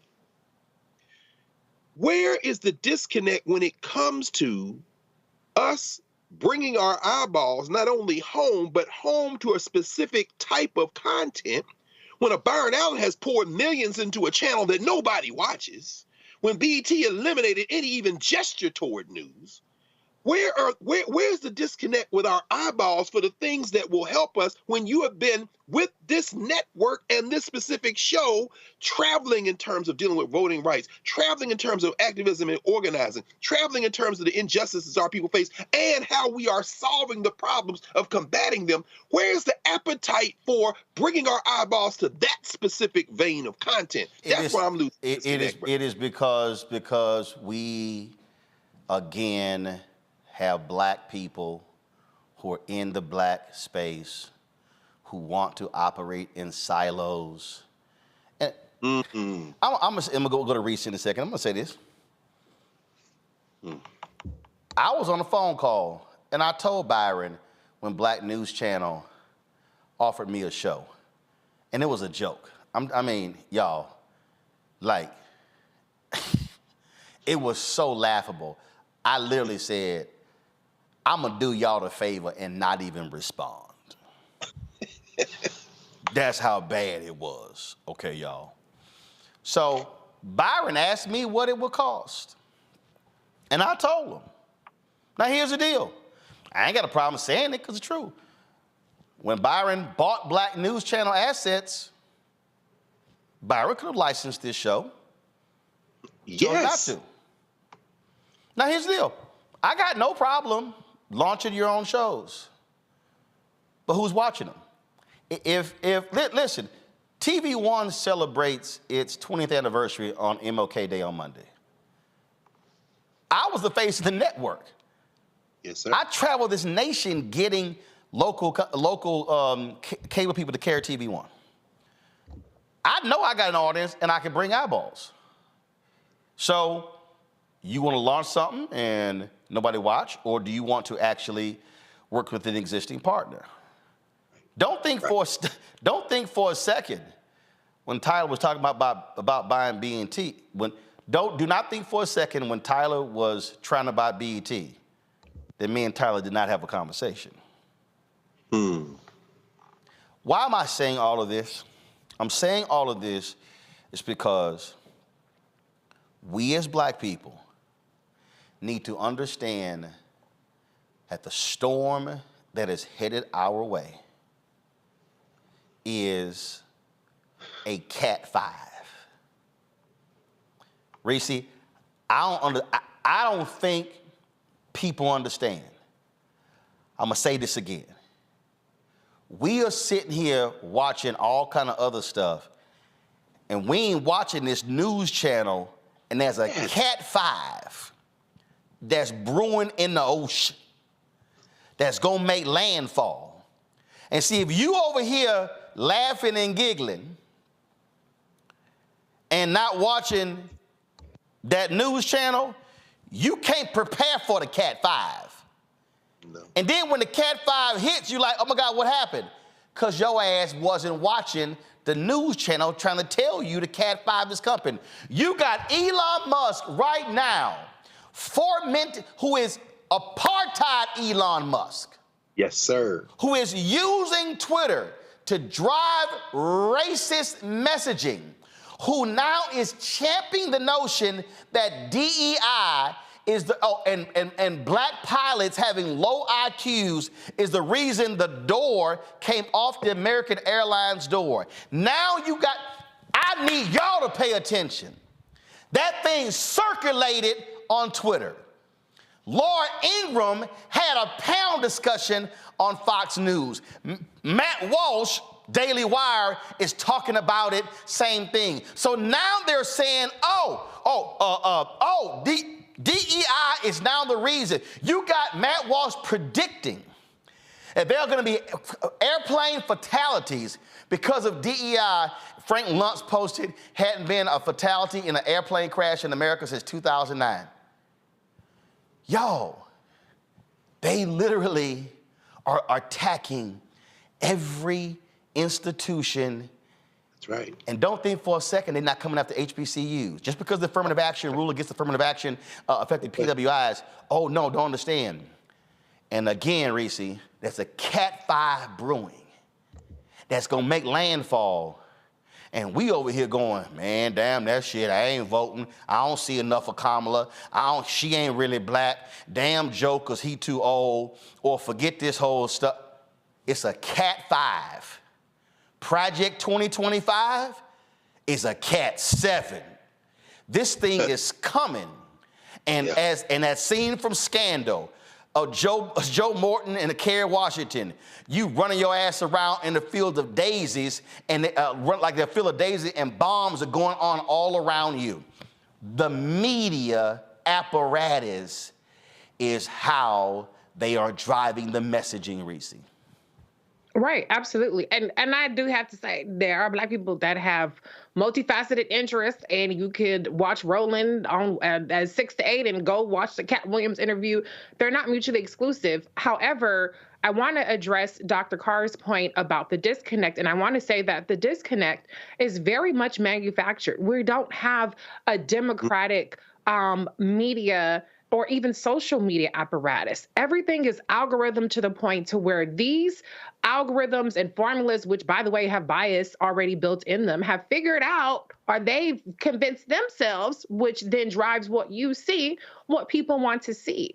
And that is just a self-fulfilling prophecy, because what gets the clicks, what gets the attention is what people continue to see, not necessarily what all your interests are. If you go look at my Instagram Explorer page, you would think that 99% of my interests are hair videos and makeup videos. And I'm not good at makeup, and my hair is just very basic. And so these social media and the way that we get our news is very much manufactured, manipulated, and it's getting increasingly siloed. And that's why you don't see the information breaking through. That's why we need to invest in the information that people receive. That's why we have to interact with the information that we want to see if we want to keep seeing it. So that's really where the disconnect is, because it's something that is driven to us because we are signaling to it that that's what we want to see. And unfortunately, we bless too much mess. And I will be the first one to say, if I'm on video saying motherfucking boom, boom, boom, boom, that video is going to go more viral than if I'm sitting here buttoned up. Now, is that why I do it? No. I mean, I turn on the camera, what happens, happens. But I recognize that the reason why this is getting reposted on the blogs, and this is the reason why this has 1 million views, is because I'm giving the people what the algorithms say that the people want to see in the way that they want to see it. And so the only way to combat that, there's no organic way of combating things that are manipulated. There has to be an investment. And until we figure that out, that we either need to make the investment or we need to fight back with our eyeballs, and we need to fight back with interacting with the things that we want to see. There will continue to be this disconnect and this imbalance. And let me be real clear. I need people to understand. I know Shannon. I ain't dissing Shannon. I ain't dissing Kat.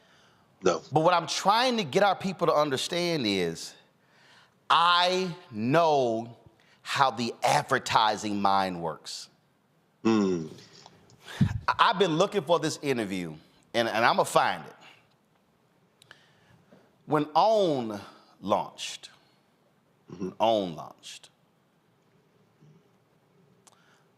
and they were, the first 2 weeks, the numbers were through the roof. You know why? Because black women kept coming. But they were like, well, where's stuff for us?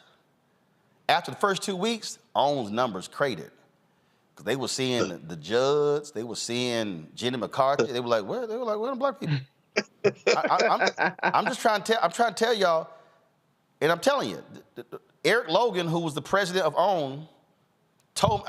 So what I'm telling y'all is true. And I need y'all people, all y'all people watching, listening. I tell you, all I do is media since I was 14 years old.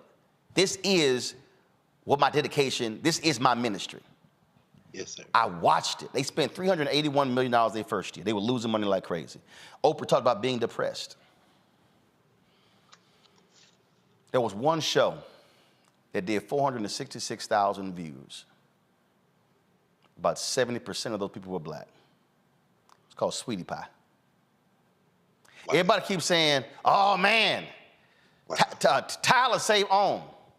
That was wow. That was OWN 2.0. No, wow. That was OWN 3.0.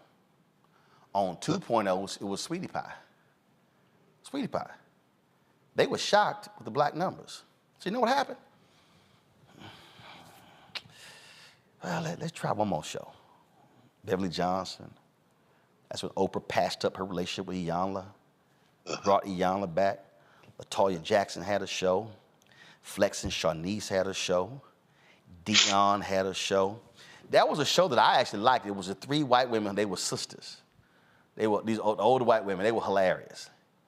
That was the last show on OWN that featured white leads. Ever since that show, and it started with Sweetie Pie, everything on OWN's been black. Everything on OWN has been black. I'm about to mess y'all up. Oprah, it was 50-50. Oprah sold her stake back to Discovery. What do you see on OWN now? Lot of reality shows. What happened to all that premium prestige content that was on OWN? I'm trying to get y'all to understand TV. When they launched, Sheila Johnson did an interview. And Sheila Johnson said they need more black content for them to survive. This is what Sheila Johnson said. She said, but people need to understand it becomes a self-fulfilling prophecy. Because the advertisers say, no, don't show that stuff. Put on some games, put on some comedies, and put on some stuff, some award shows, and all the stuff they sprinkle in, and we'll fund that. Wow. We ain't gonna fund that. So what then happens is you put that on, algorithm. Reese was talking about. Oh yeah. Oh, guess what? They want more of that. Boom. Cable news is called a tent pole. A tent pole means successful show, and you build other shows around the tent pole. Mm-hmm. Housewives became a tent pole. You got Housewives Atlanta, New Jersey, New York, Beverly Hills. You got about 30 housewives. Potomac, what the hell? On tent pole, Ready to Love. Tent pole, what is it? Love in Huntsville? What the hell is that thing called? Love and Marriage Huntsville. I do watch that. No. But remember, before Huntsville, it was Charlotte. See, it was tent pole. It was tent. See, how many of those shows have you now had? Tent poles. They're all the same. Guess who's targeting? And guess what? Black women, y'all the target. We, Lifetime. They all understand. The advertisers are like, put that on. That's what they're willing to fund. Mm-hmm. Do you understand? I'm gonna put this out here because I ain't got a problem doing it because they ain't sent us no money at all. And they just got rid of Kirk McDonald, who was the CEO of Group M. He was black, but they never gave us any money. Do y'all realize? Do y'all really want to understand why I launched all the Black Star Network shows in February of 2020? Was it 21 or 22? Why it was 2022? It's because we had a meeting with Group M, and Group M said, well, let's see your slate. Group M controls about $60 billion in advertising money. Okay, 320, 340, 50 billion every year is being spent. So we showed them the slate of shows. Well, they didn't want to see the projected shows. They wanted to actually see the content. So I said, go ahead now. Against my better judgment, let's go ahead and launch the shows. So we did. Launch Farage's show, Deborah Owens' show, Jackie's show, Greg Carr's show, brought in Stephanie Humphrey's show. Yeah. We were having those conversations with Group M in October, November 2021. Nelson Panero, I think that's who we were talking with. And we had a great call. Ty Brown and I had a great call. He's a huge fan. That was late 2021. This is January 2024. Group M has not invested a single dollar in any show on this network, and they were the ones who said, you need to launch them before we put any money in. So we launched them. We launched them. It's understanding the media app and the media game.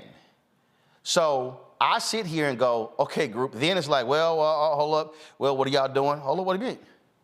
And you can't give me the brand safe stuff because we've done stuff with Coca-Cola. Yes, sir. McDonald's, yes, Procter sir. & Gamble, General Motors. Those are four of the biggest brands in the world. Right.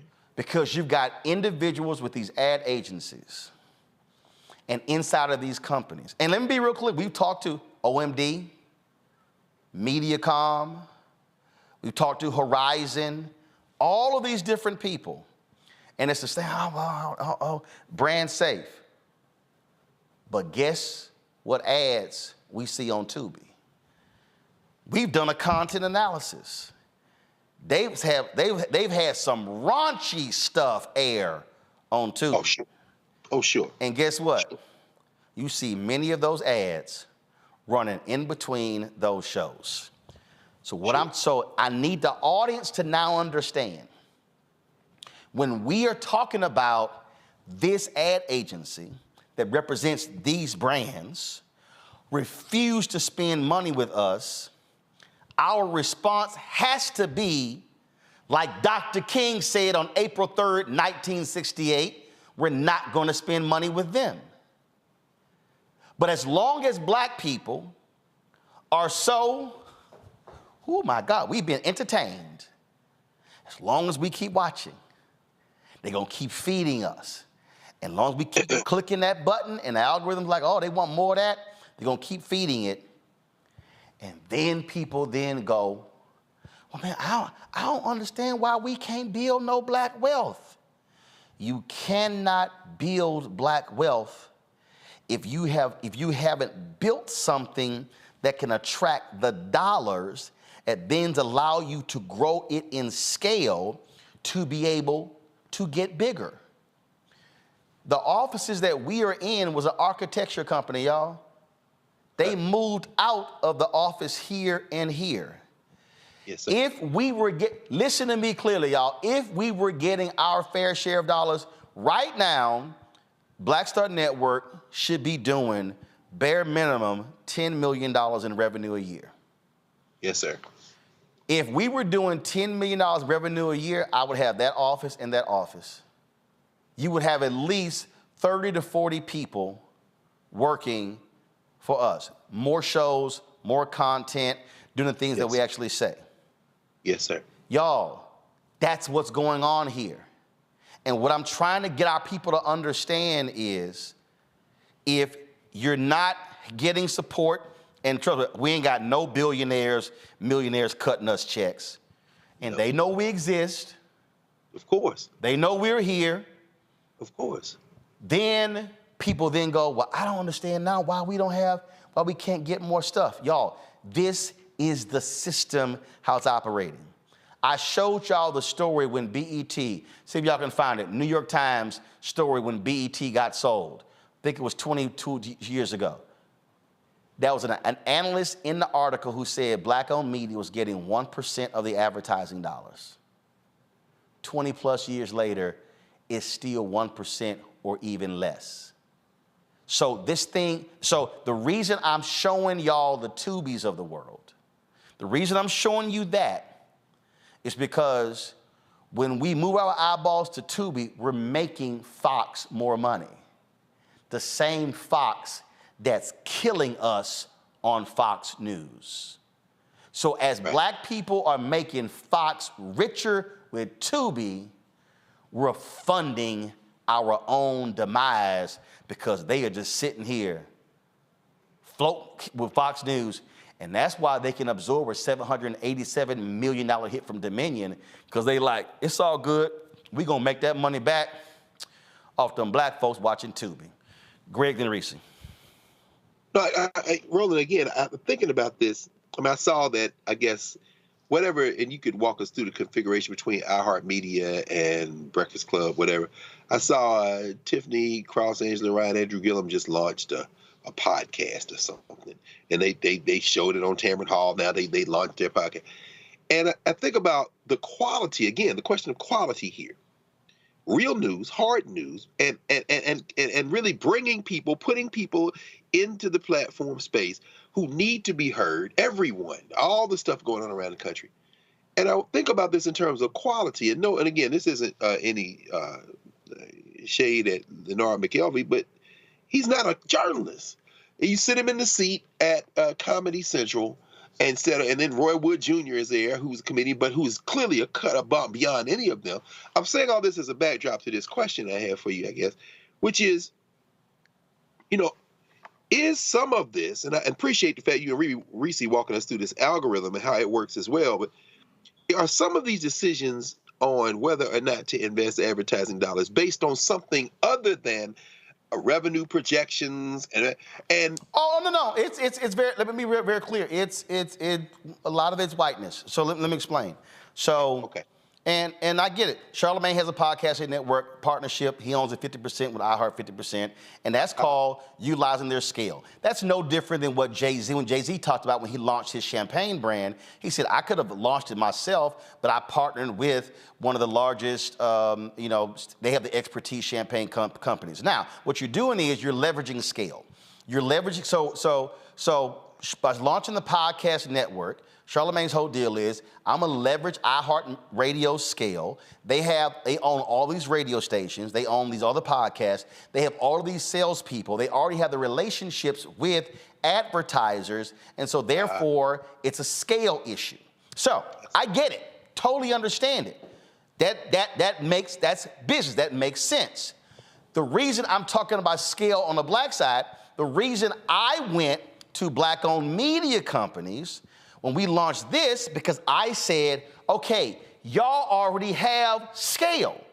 Y'all already have infrastructure. Y'all already have sales teams. So versus me having to come in here, build it from scratch, trying to sit here and claw our way, why don't we partner? What I was trying to do with Urban One, Black Enterprise, Blavity, Essence, and all of them, and is the exact same, I'll throw in Byron Allen, was the exact same thing that Charlamagne did at iHeart. I simply said, why don't we partner, make this a black thing, and then you already have these assets. I will come in, do the digital programming, and what I'm doing, you're not even doing anywhere. And now let's utilize your scale. And so when your people go out to the same agencies, they can say, we have these assets. Now we're adding Roland Martin's digital show, adding the Black Star Network. So now there's a revenue share. And so now it becomes, oh, now we can actually grow and now get some dollars we ordinarily would not be able to get. Now, why is iHeart also doing this? Because we busted our butt to create this black-owned media collective to force these companies to target black-owned media. So what do? If you create a partnership with an African-American black-owned company, you now can go after those black-owned dollars. Which is the same. So when we were going after the Biden administration to spend more money with black-owned media with federal government dollars, when that letter came from HHS talking about the percentage of the money of COVID money spent with black-owned media, they listed the black-owned media people and the black agency under black-owned media was OWN. I replied to them, OWN is no longer black-owned. It's no longer 50-50. Discovery owns 95% of it. So what we have to be mindful of when you have white media companies who want to create partnerships to go after black-owned media dollars, but we in black-owned media who are 100% black-owned, we get frozen out. So therefore, so essentially, they are able to grow. So what happens is, and I'll say it, when the Biden campaign spent $6 million of the $281 million in 2020, they announced this as the historic spend, the most ever. Well, that wasn't saying much because what much spent beforehand. When you read the press release, most of the digital money was going to iHeart and Complex. Complex had the largest black digital reach. Who owned Complex? BuzzFeed.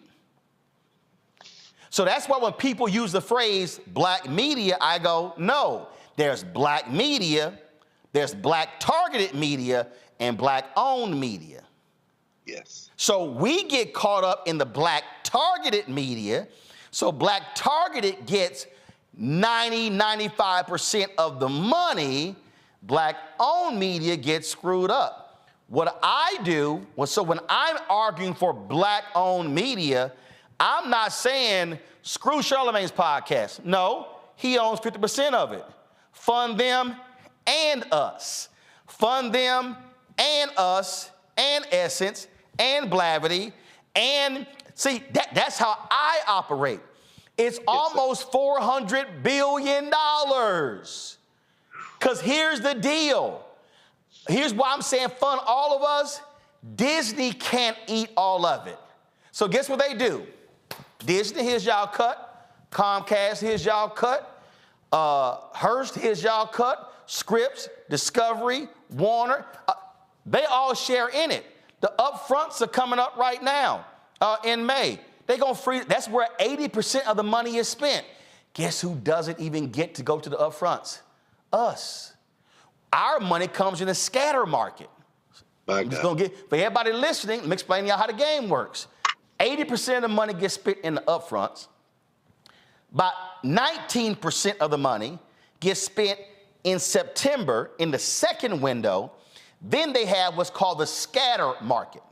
The scatter market is the last quarter of the year. So in the last October, November, December, they can go, shit, how much we got left over? Damn, we got about 120,000. All right, let's give it to them black people over here. Our money comes in the scatter market. Our money don't come in the upfronts. That's the system. And so the reason we can't grow is because if I can't get more ad money, I can't do marketing. I guarantee you right now, we can blow up our numbers if I can run ads and run promos and do street teams and marketing, but I can't because my money is so tight. No, I got to watch every dollar. They don't. In this political year, every major media company right now is going, we're going to see a 40% increase in revenue. Every Sinclair, Liberty, all of them. And you know why they saying that? That's what's going to pay for them next year. And that's going to tide them over in 2025 because then they waiting for the midterms in 2026. And then they're going to make more money in the midterms. It's going to tide them over in 2027, and they waiting on the presidential in 2028. Those of us in black-owned media are completely frozen out in the presidential year. So therefore, we ain't got nothing left for 25. And then we holding on. I'm just going to let y'all know. We did well in 2020. I need y'all to understand what we made and did in 2020 paid for a lot of our stuff in 2021. Yes, sir.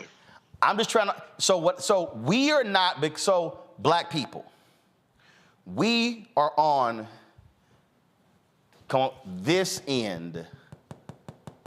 This is where we are, right? Turn the camera. This is where we are. We're here. This is black people right here.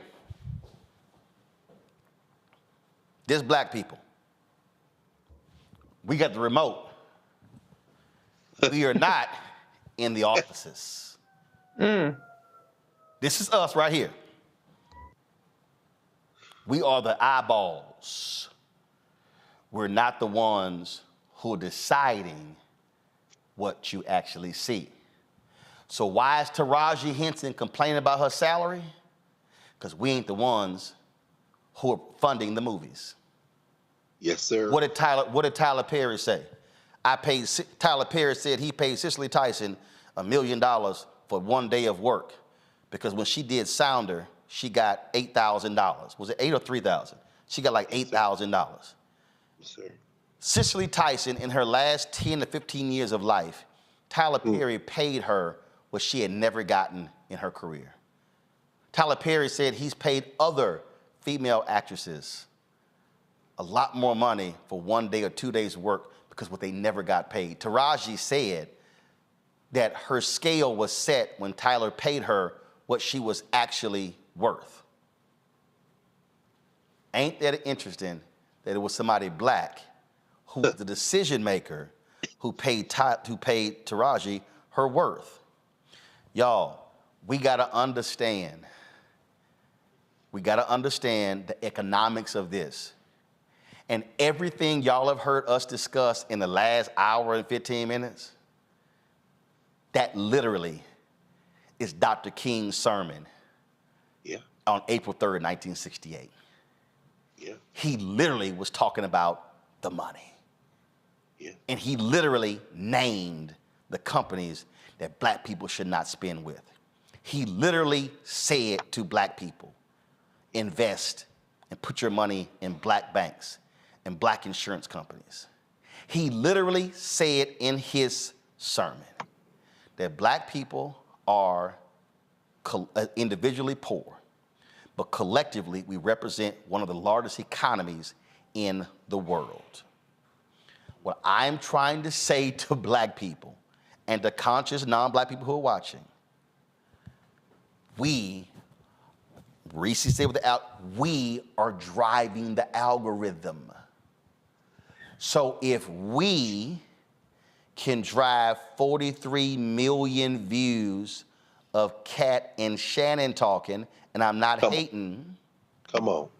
Can we drive 20 million on this?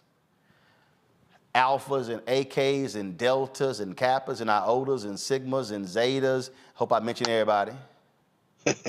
What happens? Divine Nine rented out movie theaters.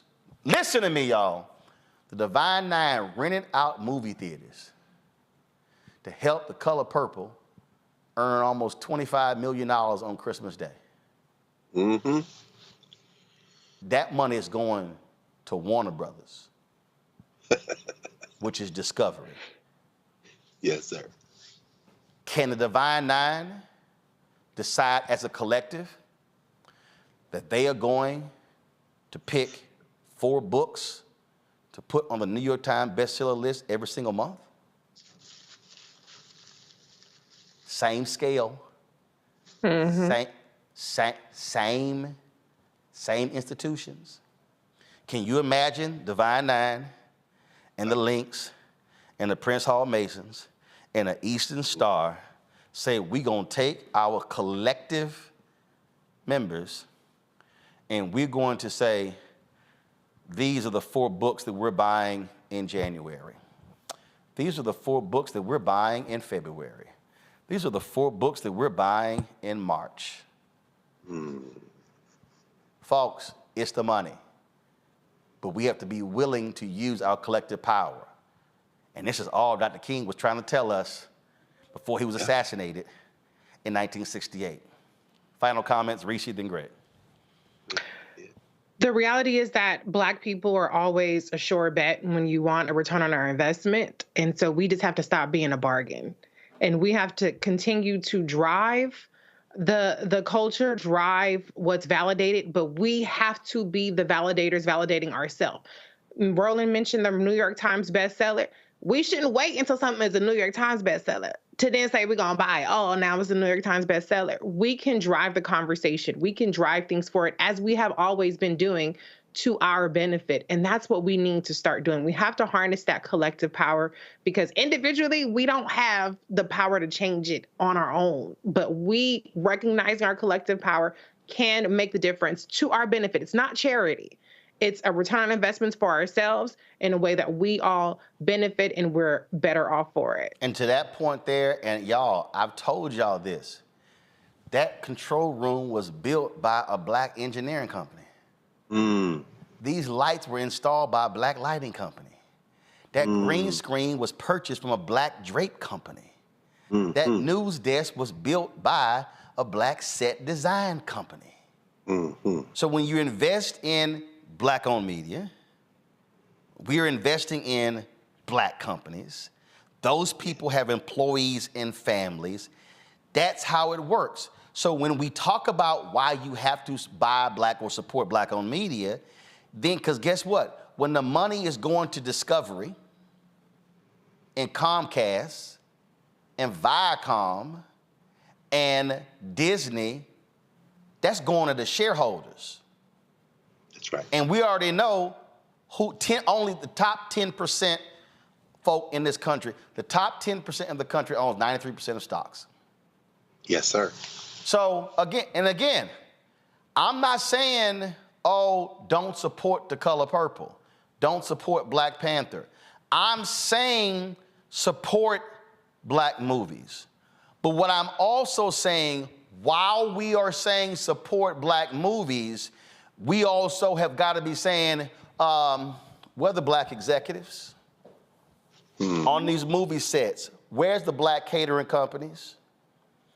Taraji talked about them. They were trying to get them to drive themselves or put themselves in the van. I'm sorry, who has the transportation contract? Let's stop being enamored with the Black face in front of the screen. Or, oh, we got a Black director. We need to have a 360-degree economic view that goes beyond us. And this is where we've got to stop, Greg, just being so excited to see a Black face. And again, I'm not dissing Jackie Robinson, but we were so elated with Jackie Robinson going to the major leagues, and we said, man, we gonna show these white folk we just as good. We were already great. Dizzy Dean said the best talent was in the Negro Leagues. Right. But we were so fixated on going to the major leagues that it literally killed the Negro Leagues. That's right. And you know what they did? They said, y'all come on. Bring us all your talent and bring your eyeballs, because y'all gonna buy tickets and y'all gonna buy jerseys. And guess what? They did not say, let's bring one of these team owners. No, sir. Abe Saperstein, his goal. Abe Saperstein's goal. He wasn't black, but Abe Saperstein's goal was for the Harlem Globetrotters to be an NBA team. Yes, sir. And do you know what they did? They drafted a Harlem Globetrotter player. That's right. And there never was a black team, and there wasn't a black owner in the NBA until Bob Johnson, who sold the team to Michael Jordan, who has now since sold the team. That's right. We got to stop giving folks our labor and not getting our reward back. Greg, go ahead. Yes, sir. No, Roland, it reminds me, this time, just a little bit, last month, this time in 2022, you covered the Celebration Bowl. It's a beautiful moment. And I went down, I was there, and I was there this last year. I went to the Battle of the Bands, the old HBCU marching band alum, myself, Tennessee State Band. Very few people there. But it bothered me because the Battle of the Bands, Jackson State and North Carolina A&T, Virginia State, Florida Memorial, branded by these white companies that when they're beginning to understand they can just harvest our cultural capital and profit. And of course, Celebration Bowl was it was 40-some thousand people there, Florida A&M and Howard. Willie Simmons, the champion, Florida A&M champion coach, now the running backs coach at Duke, because his dream is to be the coach of a Power 5 conference football team. White validation. I got nothing against Willie Simmons, and then Florida A&M alumni trying to raise money to keep him, raised $100,000 very quickly. That ain't no money in the era of Nick Saban and all the rest of these plantation sports complexes. You're not going to beat them with the dollar, but this is where I'm going with this. We are watching now, everybody watching. Some people on fixed income. Some people don't have the capacity. You have made a firm commitment to create a network that is accessible and free to anybody who wants to bring their eyeballs to it, regardless of how they bring it in this over-the-top platform. Whether they got a Fire Stick at Amazon, whether they are watching on YouTube or Facebook, whether they have downloaded the app, whether they're going through all these, but you've made it there. Those of us who have the ability to invest in that vision, if everybody does a little, nobody has to do a lot. You can't raise enough money to keep a football coach whose dream is to coach in the White League at the HBCU, but you can certainly make enough of a contribution to keep the clean glass of water standard of black news media available to all of us, particularly when these folks who are our open enemies will not invest in it, not only because they want to keep the money for themselves, because they know what will happen as our imaginations are fed and our information is fed by a standard of news that will, in fact, do the kind of things the black press used to do. This is why everyone who is able must invest in this space. If not for yourself, for the people who would but don't have it, who don't know yet that they need it. And we've got to, especially as we're going into 2024, when this may be for all the marbles, we better be very serious about that now. So that's all I wanted to say, brother. And thank you for continuing to keep that faith. I'm going to close this out this way, because I just think sometimes y'all need to have a visual understanding of how you invest and how there's a return on that. So we started the show off, and we played for you an interview that I had with Tennessee Representative Gloria Johnson. This is the interview right here. And I just want y'all, everybody watching, just understand. So that was next to the green room in the student center where I spoke. It was just me. I don't travel with people. But I want you to understand, I just need y'all to understand how that happens. So we're sitting in there. So this is a DJI Action selfie stick. Okay, that's what this is. So we're sitting there, and I'm like, I didn't know she was gonna be there. I said, hey, let's sit down and do a quick interview. So fine. I said, I need about 5 minutes. We did a 9-minute interview.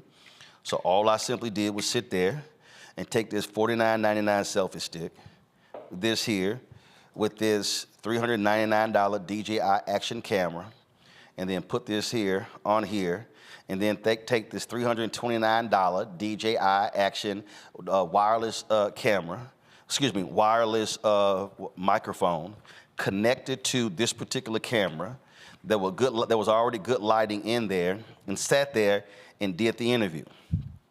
And so some of y'all sitting here going, damn, hold up, you mean tell me? Yep, that's right.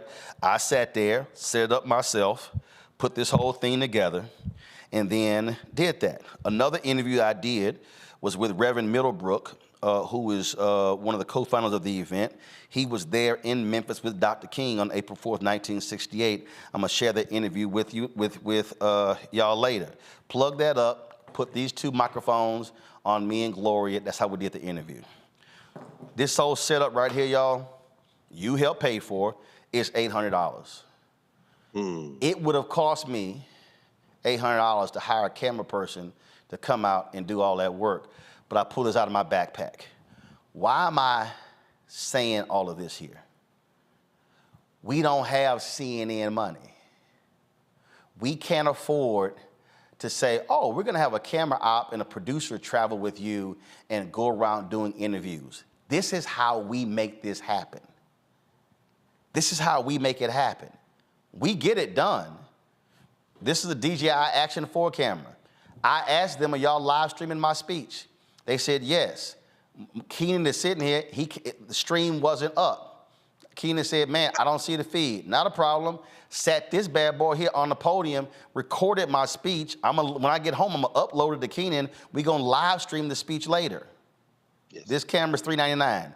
I'm saying all of this because we are gonna do what black people do. We gonna make it work.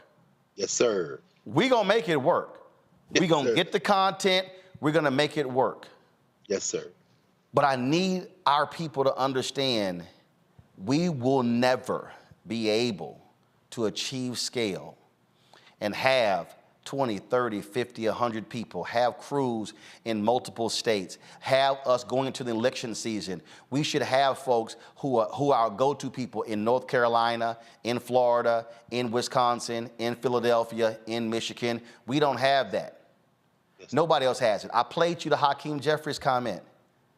When the Congressional Black Caucus comes out of their weekly meetings on Wednesday, there's not a single black press person out there waiting on them. Because we can't afford to pay a congressional correspondent $100,000 just to cover Congress. I told the CBC, if we were able to get just $2 million of the $1 billion the federal government spends every year on advertising, I will hire 3 correspondents and 3 videographers in 90 days. I told them that. But I need the Congressional Black Caucus be putting pressure on these agencies to say, who y'all spending money with? Department of Defense spending $600 million a year. Who you spending money with? I met with OMD, who controls the U.S. Army budget. They ain't got back with me. Do you understand what I'm saying here? This is what I'm trying to get our people to understand. Yes. It is not that we cannot do it. It is not that it's not going to be quality.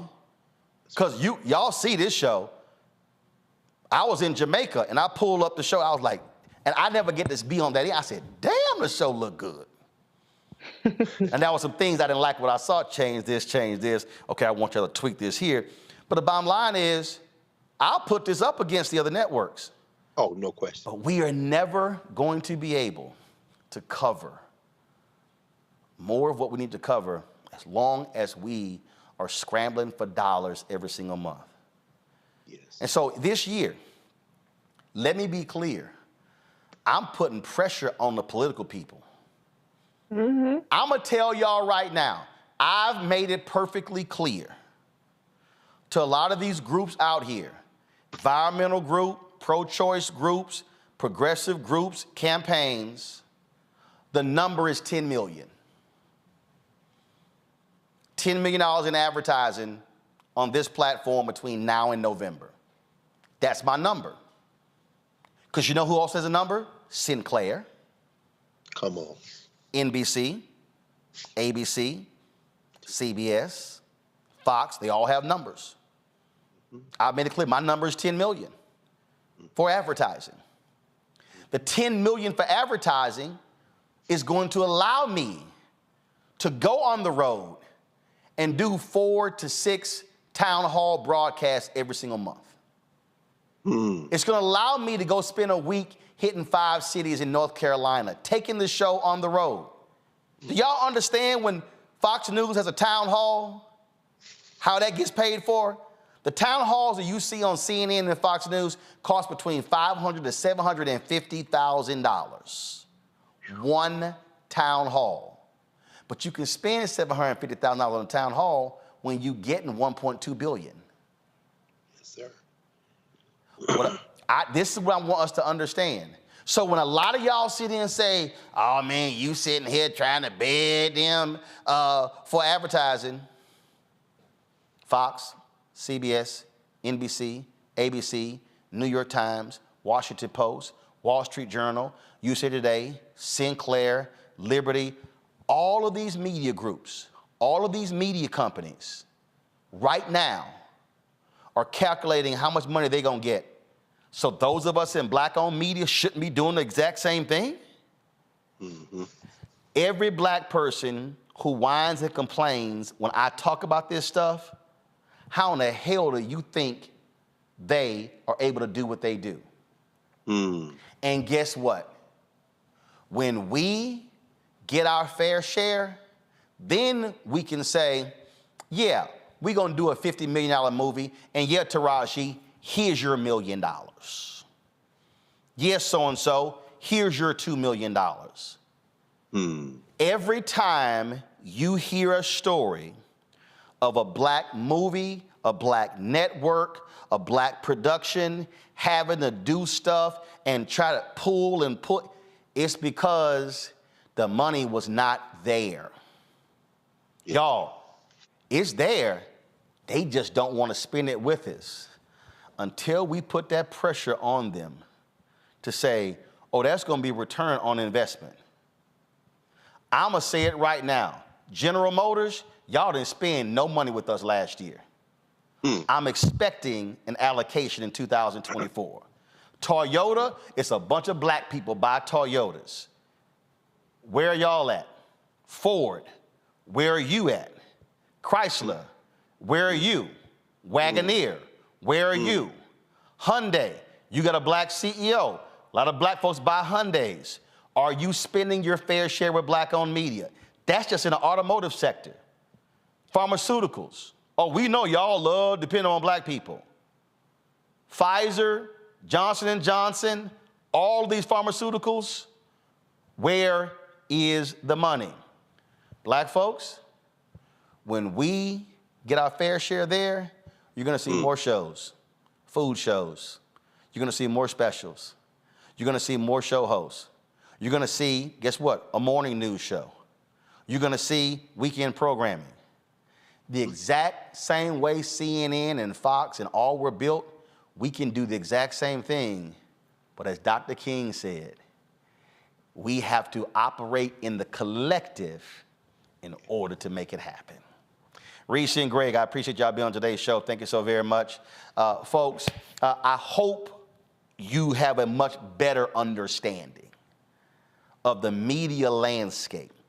We started this thing off trying to explain to you how media drives narrative politically. We then segued into why progressives and liberals should be funding more of their own media so they're not sitting here saying, why is our messaging so bad? Then we segued into trying to explain to you the infrastructure on how we as black folks, how we drive the revenue of largely white media companies, Tubi, Disney, Comcast, and all of these different companies. And then we segued into black-owned media. This is not hard, y'all. We have the knowledge and the expertise and the know-how. We, as we gear up for Dr. King's birthday, should be doing the exact same thing he told us to do on April 3rd, 1968, and that is to use our power and make it clear, if you are not doing right by us, we are not going to do right by you. If you want to join our Bring the Funk fan club, our goal every year is this, folks. Our goal every year is to get 20,000 people of our fans to contribute on average $50. Now, if 15,000 people contribute $100, well, we achieve our goal. But the point is this: if our fan base is able to contribute $1 million, that really helps us out tremendously as we're fighting the battles to get the additional advertising dollars.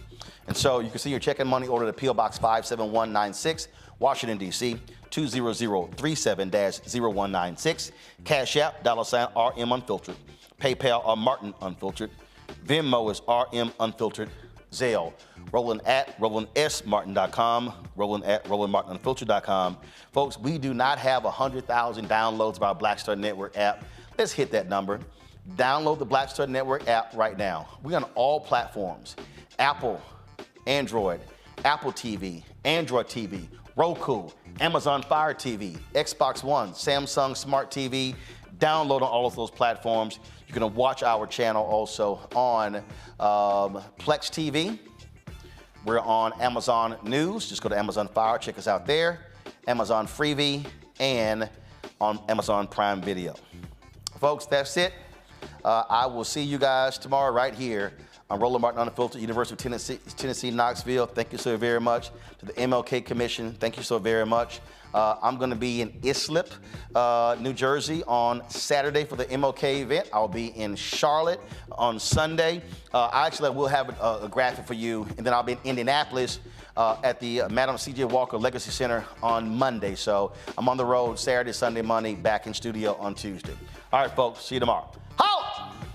Black Star Network is here. Oh, no punch! I'm real revolutionary right now. Thank you for being the voice of Black America. All momentum we have now, we have to keep this going. The video looks phenomenal. See, there's a difference between Black Star Network and black-owned media and something like CNN. You can't be black-owned media and be scared. It's time to be smart. Bring your eyeballs home. You dig?